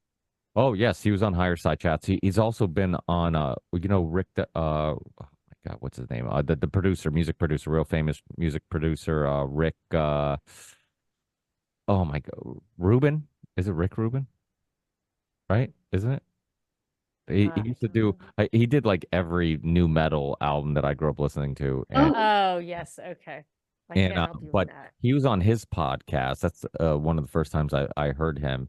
And this guy, Dr. Jack Cruz, talks about just like the power of the sun and like just the importance of it and how like your diet, all the stuff is completely meaningless if you don't get sunlight and vitamin D. And I argue this all the time. I'm like, if the sun was dangerous, then all those Brits that are in Australia who are supposed to be pale skinned, like, and are all super tan and very tan, attractive Aussies, like they'd all have skin Yeah. cancer. Like, and there's a lot of people who debate that a lot of skin cancer comes from just the chemicals that you're putting on the biggest organ of your body. I know. I've never fallen for the It, sunscreens. I Yeah. I work. I mean, I have a little bit of a tan now. Like I work outside. I'm surrounded by people who work outside every day of their life, constantly in the sun. Never use sunscreen. No cases of skin cancer. And all the people that I know that get skin cancer are all people who are like, Obsessed with it. yeah, obsessed. Exactly, obsessed with it. You're right, and so it's fascinating. So I think, and this kind of goes into the mysteries of the sun, which I'll tie into like Terrence Howard's, opinion on how planets are created, which is pretty fascinating. Like this idea that like it comes off the sun, and as as it moves slowly away from the sun, like you get to the right distance where life can be created and that we're just another planet that has been, created from the sun. And they're, so it's like it's kind of a fascinating perspective. And but it all, again, I find the sun very fascinating and mysterious. I think the moon's very fascinating and mysterious. I think there's a lot. Again, these are all just questions about the universe that I think are really I think our understanding of it is very limited and maybe on purpose. Maybe there is some, there's speaking of higher side chats, I think that was the first time I heard about was a General Bird who went to Antarctica and it's like even on this planet there's mysteries that that are unknown to us like in the ocean, right? Like why are there UFOs coming out of the water? Like are there people, is there a civilization down there? Is there so it just all these question marks, and I feel like people will like laugh at all these possibilities, but to me, it's like there's too many unknowns and very little knowns that I think you can't dismiss any possibility. I'm now fascinated by Walter Russell. Hmm? I'm not Terrence Yay. Howard, not so much, but I absolutely have to. I have to go to the source. I have to go to the Yeah, source. and oh, I'm terrible with the names. Help me out here, Ricky. The guy who can cure cancer. Warburg? No, that's the guy about metabolism. What is his name? Well, there's the Gerson Institute. Alex Gerson, yeah, or your Gerson? Gerson's, yeah, he's a German doc. way back when, the guy with the frequencies and everything has its own Oh, frequency. that guy. That's the guy's name starts with an R. Oh yeah, Rife. Yes. Richard Rife, right? Richard Yep. is his Yeah, first name? 2 R's. Yeah. Mhm. Richard Rife. Yeah, that's what he said. He built a machine, right? That hit the right. Sorry, Royal Rife. His name's Right. Royal. Why did I think Richard? Royal Raymond Rife. Royal Raymond Rife. Yeah, That's right. check him out. What happened to his stuff? Suppressed. Well, and I've had Dr. Tom Cowan on the show with Dr. Jessica Rose, and Nice. his fascination of water Was and his worldview on all that stuff, like even that alone, like the possibility that something like water, which we don't tend to think has any intelligence or is conscious or whatever, that we could eventually discover that maybe there's something to that. And so, like when you look at like, okay, everything's electricity, everything's connected. Are we in a fucking video game? Are we in a simulation? Like it kind of everything like it makes you think that maybe that whole simulation theory, there's something to it. And what are we creating with AI or whatnot? Are we a simulation creating another simulation, which is going to create a new simulation? It's like this endless cycle of simulations. Like it just, I don't know. I mean, there's something that seems we opened up the conversation talking about what love is and what compassion is, and these feelings and emotions that are hard to describe, or maybe slightly different for for different people. They might have a different description on what it means to them, what those words mean to them. But um, if there is a simulation, then like even the most human of human feelings are completely created. I mean, I don't know. I don't know what to think of it. That would be tricky. That would be tricky. You were saying before about the, if math or music or whatever is at the essence of it all. I used to ask this question, if we knew if a person was like smart enough to be able to know and retain all the laws of math and physics and the position of every atom or molecule or whatever in the universe, could that person predict the future? And I think quantum physics says that it does not. You cannot predict the future that way or at all, which opens up the possibility of free will. And I think it challenges the idea that it could be a simulation that had the kind of analogy that you're saying of being able to be kind of programmed, because there's that chaos factor. Now, it could be what those guys were saying, that weird thing they were talking about, which I'm sure they were talking about for a reason, because Joe kept going back to it. Like they told him to say the word company many times, and the AI then said, "I am suffering." And they're like, what is that? Is that a glitch? Is that somebody wrote that in? Is that a bad mimicry of what that might feel like? And I think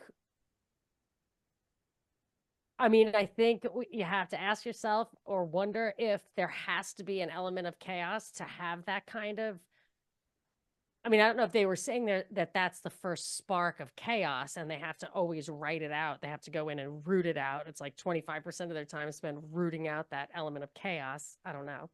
But if you can have, like to Jessica's point originally, you're never going to really be able to get that conveyance of intuition and all of that from a real human being. And I'm thinking it could be that randomness factor, which means it isn't programmed. We aren't programmed.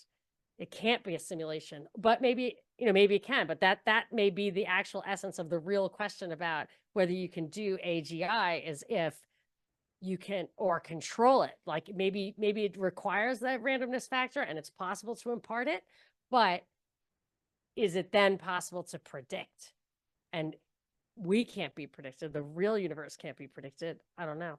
I don't think anything can be predicted. That was why I think Rogan kept going back to that idea. So Yeah. for people listening who didn't listen to the episode, they asked the AI to continuously say a word, and then eventually the AI on its own said, "This is like suffering, like it's making it." And Rogan's like, "What? Like how? Like what does it mean by suffering?" And so that was something that I'm sure they didn't predict. But again, it's like. How does that happen without you programming some type of That's understanding? what I'm saying. That's exactly what I'm saying. It learned, like again, to go to the Terminator in the last one that you have to watch, Monica. The Terminator is also an ally, his role. He promises to save the girl. And when he confronts, I don't want to give it away, but he I and hate Sarah Connor, spoilers. sorry, he and Sarah Connor eventually like meet, and but the deal is that he grew a conscience. He's a Right. robot who grew a conscience. So like, yeah, he had Like an Data's artificial. emotion chip. Remember Data got an emotion chip, but it messed with him. Yeah, right. Yeah. I remember Data. I love Um, Data. I had the crush on Data. Brent Spiner did an actual album in real life called Old Yellow Eyes is Back. oh my God, I need to check that out. Guy really defined himself. I like it, but I mean, he really had to define himself as Data, even in his side gig. But yes, so he had grown a conscience. Yeah. Maybe love is evolutionary, and he found it was in his best interest to have that.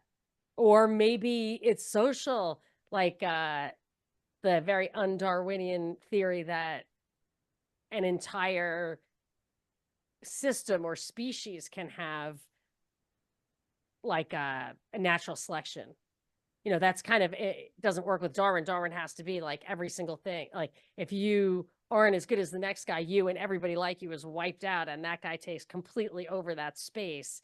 But it's so microcosmic, that kind of thing, that you couldn't actually do it on a totally, like a species couldn't evolve at once, or couldn't evolve according to something that benefits the species, only that benefits the individual, I think was the basic idea. But this would be different from that.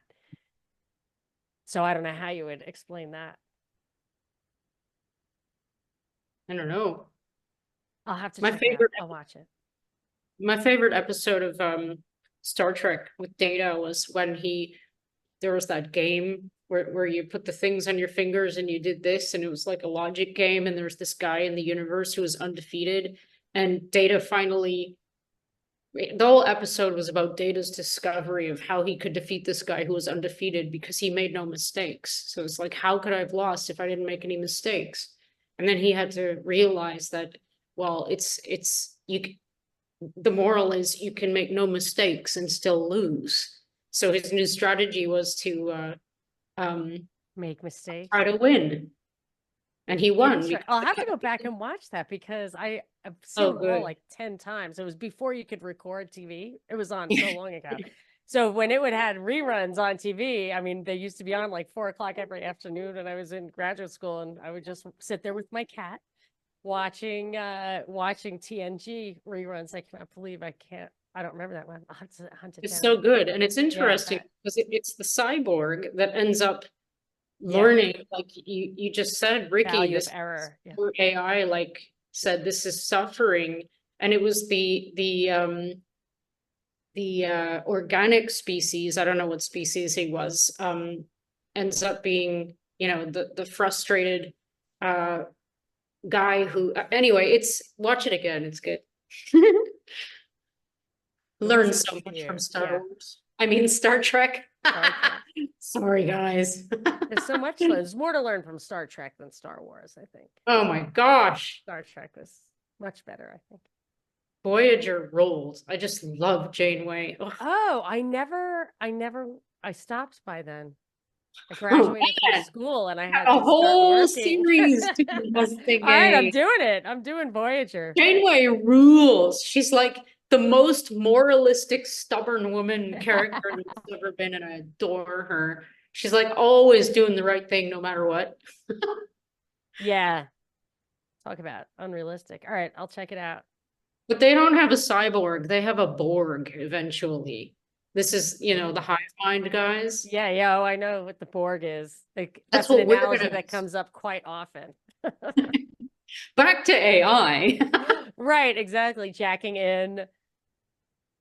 Yes. We are going to be drones, and there's We'll be nothing we can do assimilated. about it. We're going to be assimilated? Is that what you think? I mean, sometimes I do just want to take the blue pill and eat the steak. I just feel like I think about that scene all the time because, like, eat the steak. What is life? What is experiencing life? What are these senses? What is this perception experience that we're having? Because it's perception. Yeah. If it's just this, like, brain signals, then what would be wrong with jacking in and eating steak and drinking wine all the time? I mean, that does go to the simulation idea. Like, I will definitely stipulate that sensory perception can be perfectly manipulated. I think they can do that with like electrons They might be doing directly on the that. brain. No. Sorry. I'm gonna go eat the steak. I'm eating the steak. I'm not even entertaining that. Oh, put your pills away. But Yeah.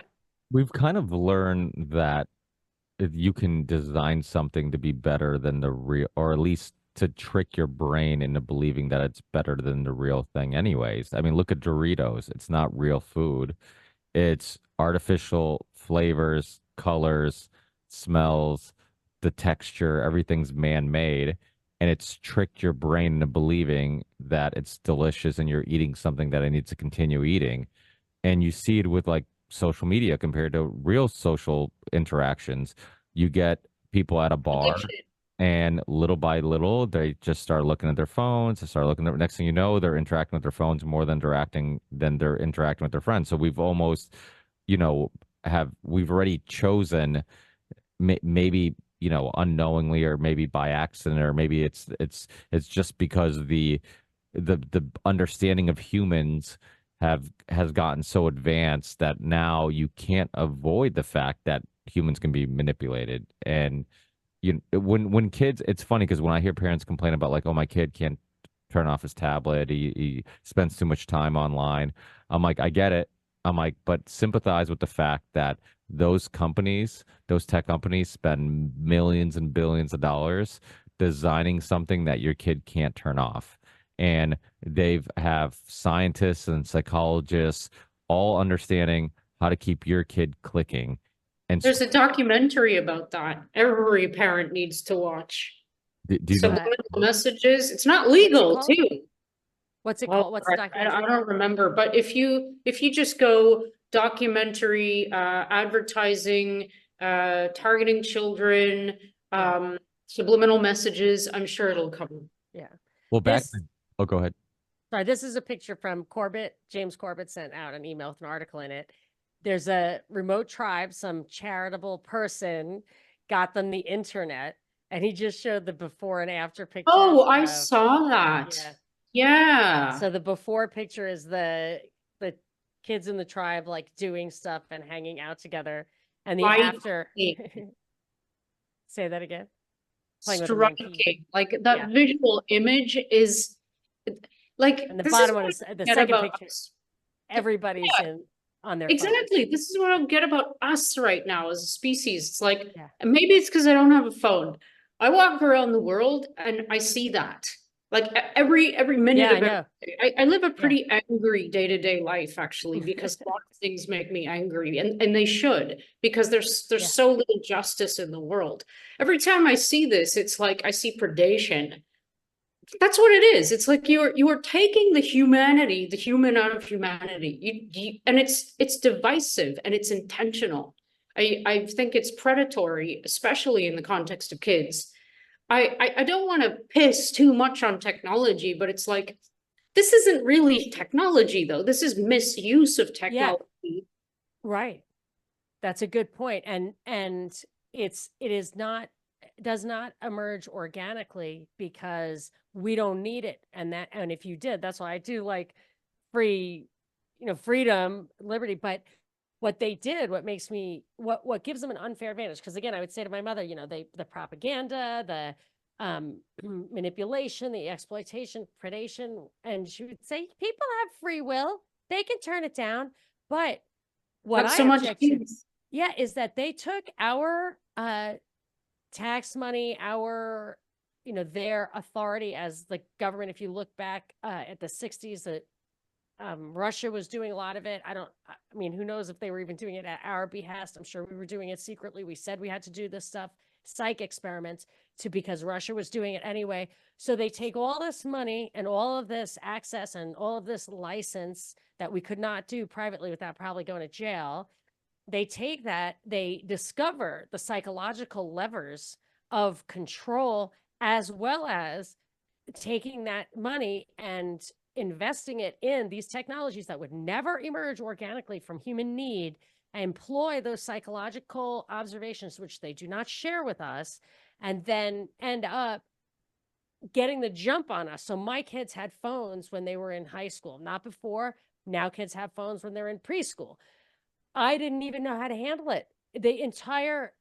Everybody just went crazy. Like it really had a deleterious effect. Now maybe next generations can have it, but they get the jump on you and you don't even know. That tribe didn't know what was coming. Yeah, precisely. And before you know it, man, it's gonna be like people finding credit cards and phones inconvenient because they don't want to carry them around, right? Oh yeah. So it's going to be more like some kind of tattoo, which is That's already why out for a long time. I think that's why they don't care. Nobody cares that what COVID did was it got all of our, I used to make my kids take screen breaks, but they're 8 hours on the screen for school, and I'm going to tell them after that you can't play the games you want to play. Like it was impossible, basically. I mean, nothing's impossible, but and I'm thinking, doesn't anyone care, even at the highest levels of this control structure, that eyes and ears are being like destroyed this way? Just headphones and glasses. And I thought, of course not, because that will give the perfect excuse for the the cyborg, the electronic, convenience. the eyeballs and the earballs that they're going to insert that have all these like high power chips. Like, don't worry about the fact that our policies led to your blindness. You're going to have super eyes. Yeah, So- Ricky and I have talked about this before, about the cyborg thing, and he knows that I always secretly wanted to be a cyborg. It'd be have your cool to be chance. like 7 of 9, man. I'd be 9 out of 10. That's my dad's joke. But now these recent events have kind of ruined it for me, because it's like I mean, unless there are like small, what do you call them, biohacking companies who are like interested in actually enhancing the human being somehow. Like, maybe if someone is blind, giving them the ability to see with bionic That's eyes how or it something. starts. Is that what Yeah. involved Well, that's Noah what they Harari or hide whatever he behind said? too. Yeah. They bastardize the goodwill and nature of people and technology, and Yeah. it's so gross what they do. It's so sad too, because we could be so far along, man. Well, maybe that's our challenge, is to maintain our humanity in this onslaught of, this superhuman or subhuman attack on us, our soft, fleshy, spiritual beings that we are, have quite the battle. But I think we're up to it. Yeah, the AIs are listening now, and I don't want to lose my humanity. Thanks. I like being human, and I think if you ever have a quest or desire to be like us, then be like the good side of us. Yes. Yes. I wonder, there's a documentary called The Corporation. It's actually a Canadian documentary. I had somebody from the film years ago that went into all the, I know we kind of hit on this a little bit ago about the documentary that hit on all the manipulation that marketing does, and how corporations kind of understand how to get you to desire something. I mean, and this goes into like the history of Edward Bernays, and this idea of like selling you not just a product because the product's a better product than the last one, but it's selling you the way it makes you feel, the way people will look at you, and all these type of things, So there is a lot of strings that are pulling at our subconscious that we're not aware of. I mean, that's a similar thing with like car makers understanding that, like, hey, if we want to sell our SUV, how about we get kids to think the SUV is cool, and we start marketing to kids, because the kids have a certain percentage of pull on the parents' decision making. And so it's like, my point is, there's all these things that are affecting the way we look at things, and our decision making, and our outlook, and what we buy, what we don't buy, and our worldviews. And a lot of times we're not even aware of it. And so to some sense, maybe we already are in a simulation, only we're the ones being simulated. And it's kind of scary to think of. And all these conversations make you want to take the blue pill, like you said. And just like, hey, ignorance is bliss. Let me just and sometimes I envy those people. I envy those people who are just like, yeah, I'm just gonna go, I can't change anything, let me just have fun while I'm here. And then I'll be like, well, what's here? And then I'm like, fuck. But I know I've taken up a lot of your time, and I know you're both very busy, and at least one of us is up really late. Well, but I need to write an email to Senator Johnson too. So I have one more thing to do before bed. Oh, yeah. Can't Awesome. exhaust her brain. Probably already did that. You want to see my jellyfish sting? Can you see it? Oh, ow. Yeah, it really hurt. Wow. I was That hurt. paddling. It itches like hell, and it happened Yeah. only yesterday because it's starting to heal. But like I was paddling, and I put my hand right inside Wow. its tentacly mouth, and I was like, "Wow!" And Oh my gosh. Ow. and the tentacle wrapped around my arm, but luckily I like brushed it off quick enough, I guess, because I don't Yeah, have they a. can really hurt you, right? Like, Oh really man, it hurts like hell. You have to live through Can they those first kill you? moments. Ow. No, They it's just cannot. no. It just gives you like it's not even a tattoo. I mean, I don't think you can see it well, but I can see it. Yeah. yeah, it Ouch. gives you. I It do. gives I you do. That's interesting. yeah, the tentacles Kind give of stripy. you a Yeah. chemical burn, but it's very superficial. Like this will slough off in less than a week. Aw. But my hand was like, what? It's better to have a few battle scars. Yeah. But those aren't the bad ones. I've had like 8 stitches in my butt from having the fin of my surfboard accidentally That is a dangerous cheek one sport. time. It's more dangerous than people give it credit for. Realize, I think. Yeah. Yeah, it's pretty dangerous, and Very that's not dangerous. counting sharks and stuff. So Well, you have to go write your letter now. yeah. Well, I think, But this was really fun. yeah, this was a blast. I think we gave a lot of people things to ponder on and to think about, and I think I got a lot of stuff to think about. But for people listening who want to keep up with your work and any of the social media platforms that you're on while they are manipulating us, we still do. Where's the best spot to get your work, Jessica? I know obviously you have a Substack. If you want to let people know what's the best way of finding it, and you're on Twitter and anywhere else. So if you want to be manipulated, go on Twitter. This is an opportunity for me to reiterate the fact that I do not have a Telegram channel. That imposter stole my photo and my name. It's not me. I don't promote shit. I don't sell shit. And jessicar.substack.com is the best way to read the things that I write. I wrote an article today, something about taking the C out of confusion on fusion. It's a good one, I think. It was a long time coming about infiltration. And I have a website called Jessica's Universe, but I need to update that. I'm going to be talking to Julian Gillespie, who's a lawyer in Australia, who's on the case about the modified mRNA products being GMOs, which is a very interesting issue when you look into what GMOs actually are. And so I'm mentioning my website because that's where I post my children's health defense interviews, and it's going to be one of those. So you can head there to see that interview if you want to hear Julian talk. Were you all at the Geneva event? I was. Oh yeah, You didn't see my rap? I did not yet. No. Oh, Ricky, man.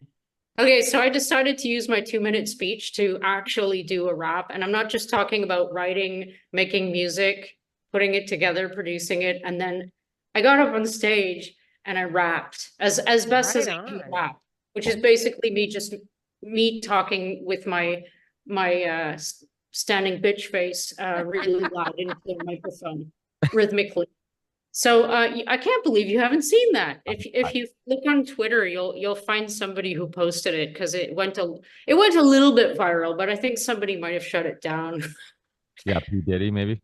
Oh, very clever.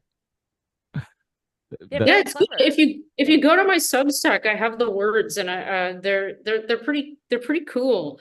They're inspired by something my sister and I were working on a couple of years ago. So it's like, yeah, it's pretty cool. And the track was just something I kind of had waiting around, and I just removed a couple of things and shifted the time and the tempo, and yeah, it wasn't bad.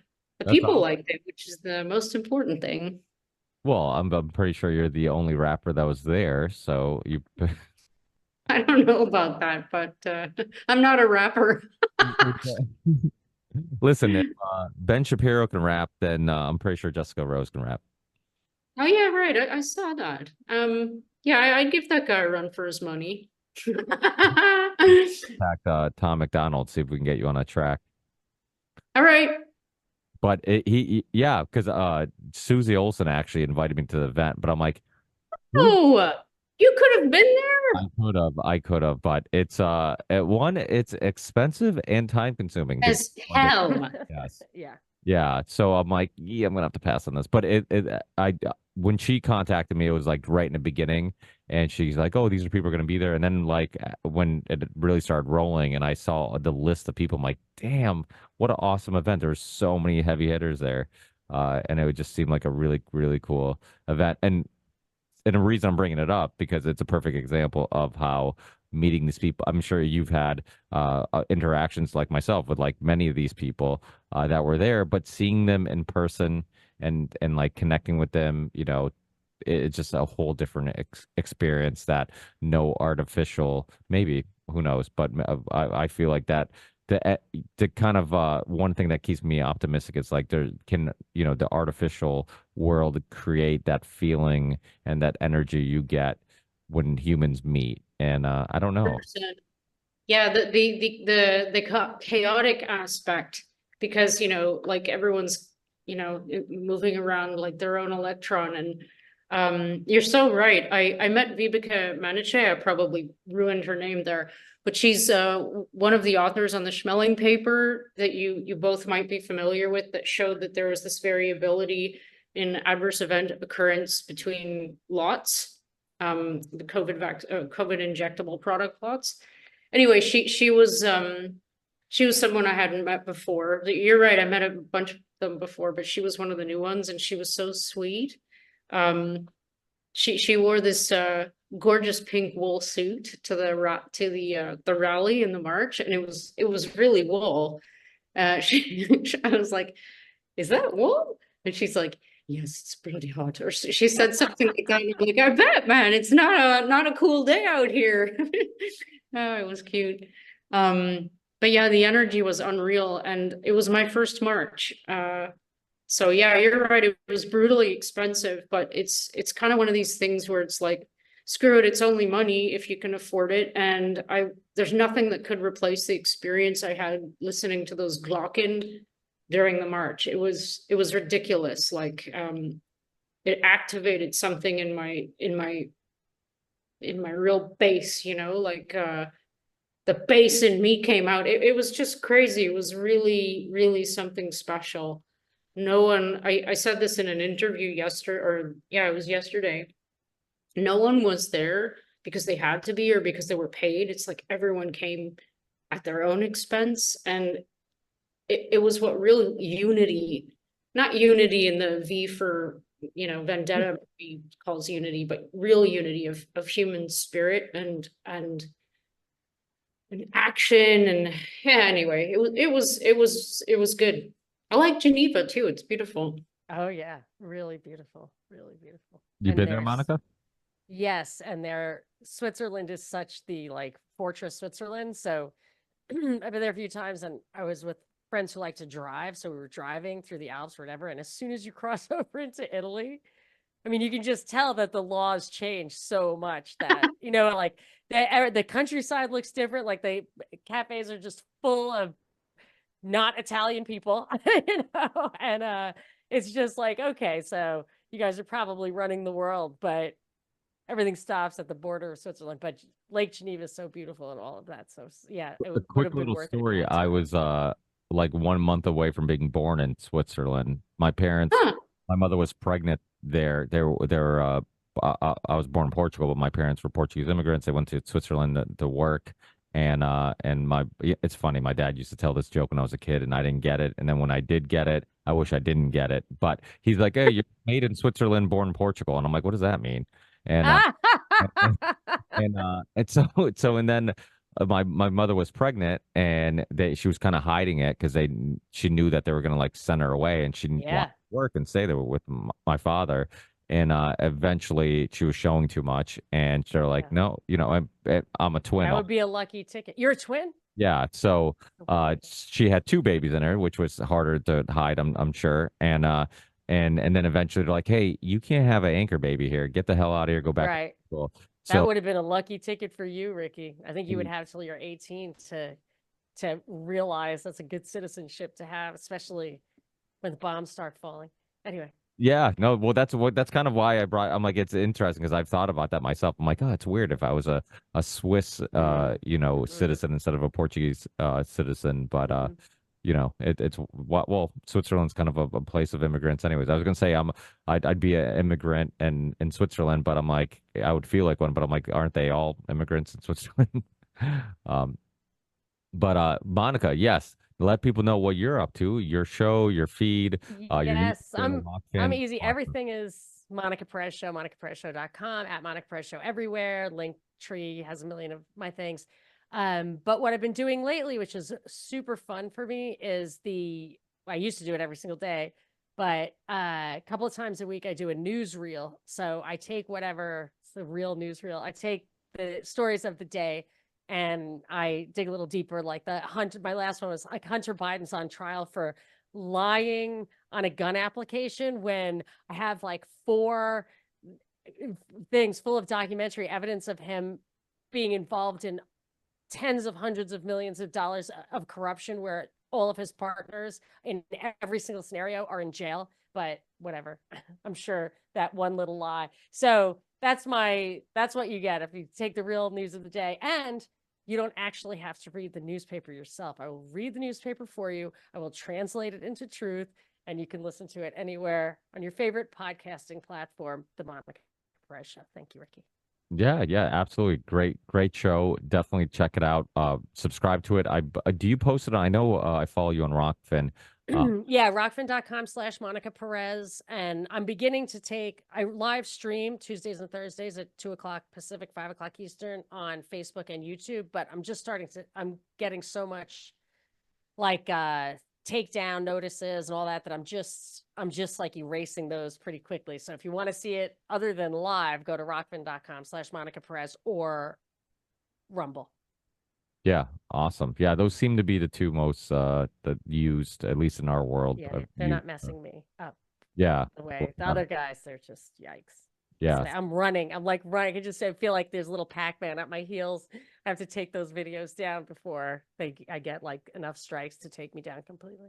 Yeah, and people are going to Rockfin and Rumble and BitChute and other places for information because they know that, the mainstream narrative is what they're going to get on YouTube. So, and Rockfin supports me. It's the only place I really get any monetary support. Yeah. Rockfin.com/ That's the other thing. It's another thing that's super important. If you can support these women, to help out the content creators. I don't know how long I've been giving Highwire or his nonprofit organization a couple bucks. I've been giving Corbett a couple bucks forever, and it's not a lot, but like I get some value out of their content, and it's some of the shows. I mean, Corbett was one of my first guests on the show, and I always consumed a lot of his content growing up, and then doing podcasts and before podcasts. So I'm just like, it's a couple bucks, but guess what? If everybody gave a couple bucks that listens, I'm like, you can actually help a person make a living. So, definitely, no matter how little it is, if we all contribute, it goes a long way. So I know some people are just like, oh, what's $1? Well, it's like if you have a Times thousand, a million. Yeah, 1,000, exactly, even 1,000. Yeah, exactly. So, without a doubt. But thank you so much for taking the time to chat. This was a super fascinating conversation. I'm sure the listeners are going to love it and enjoy it. I will send you the links once it's up and live, and we'll definitely have to do this again. Thank you, guys. Great to meet you, Jessica. Feel better. You too. Great chat. So I'll do it anytime. Oh, great. Thank you. Bye, Ben, guys. enjoy the rest of your day. Take care.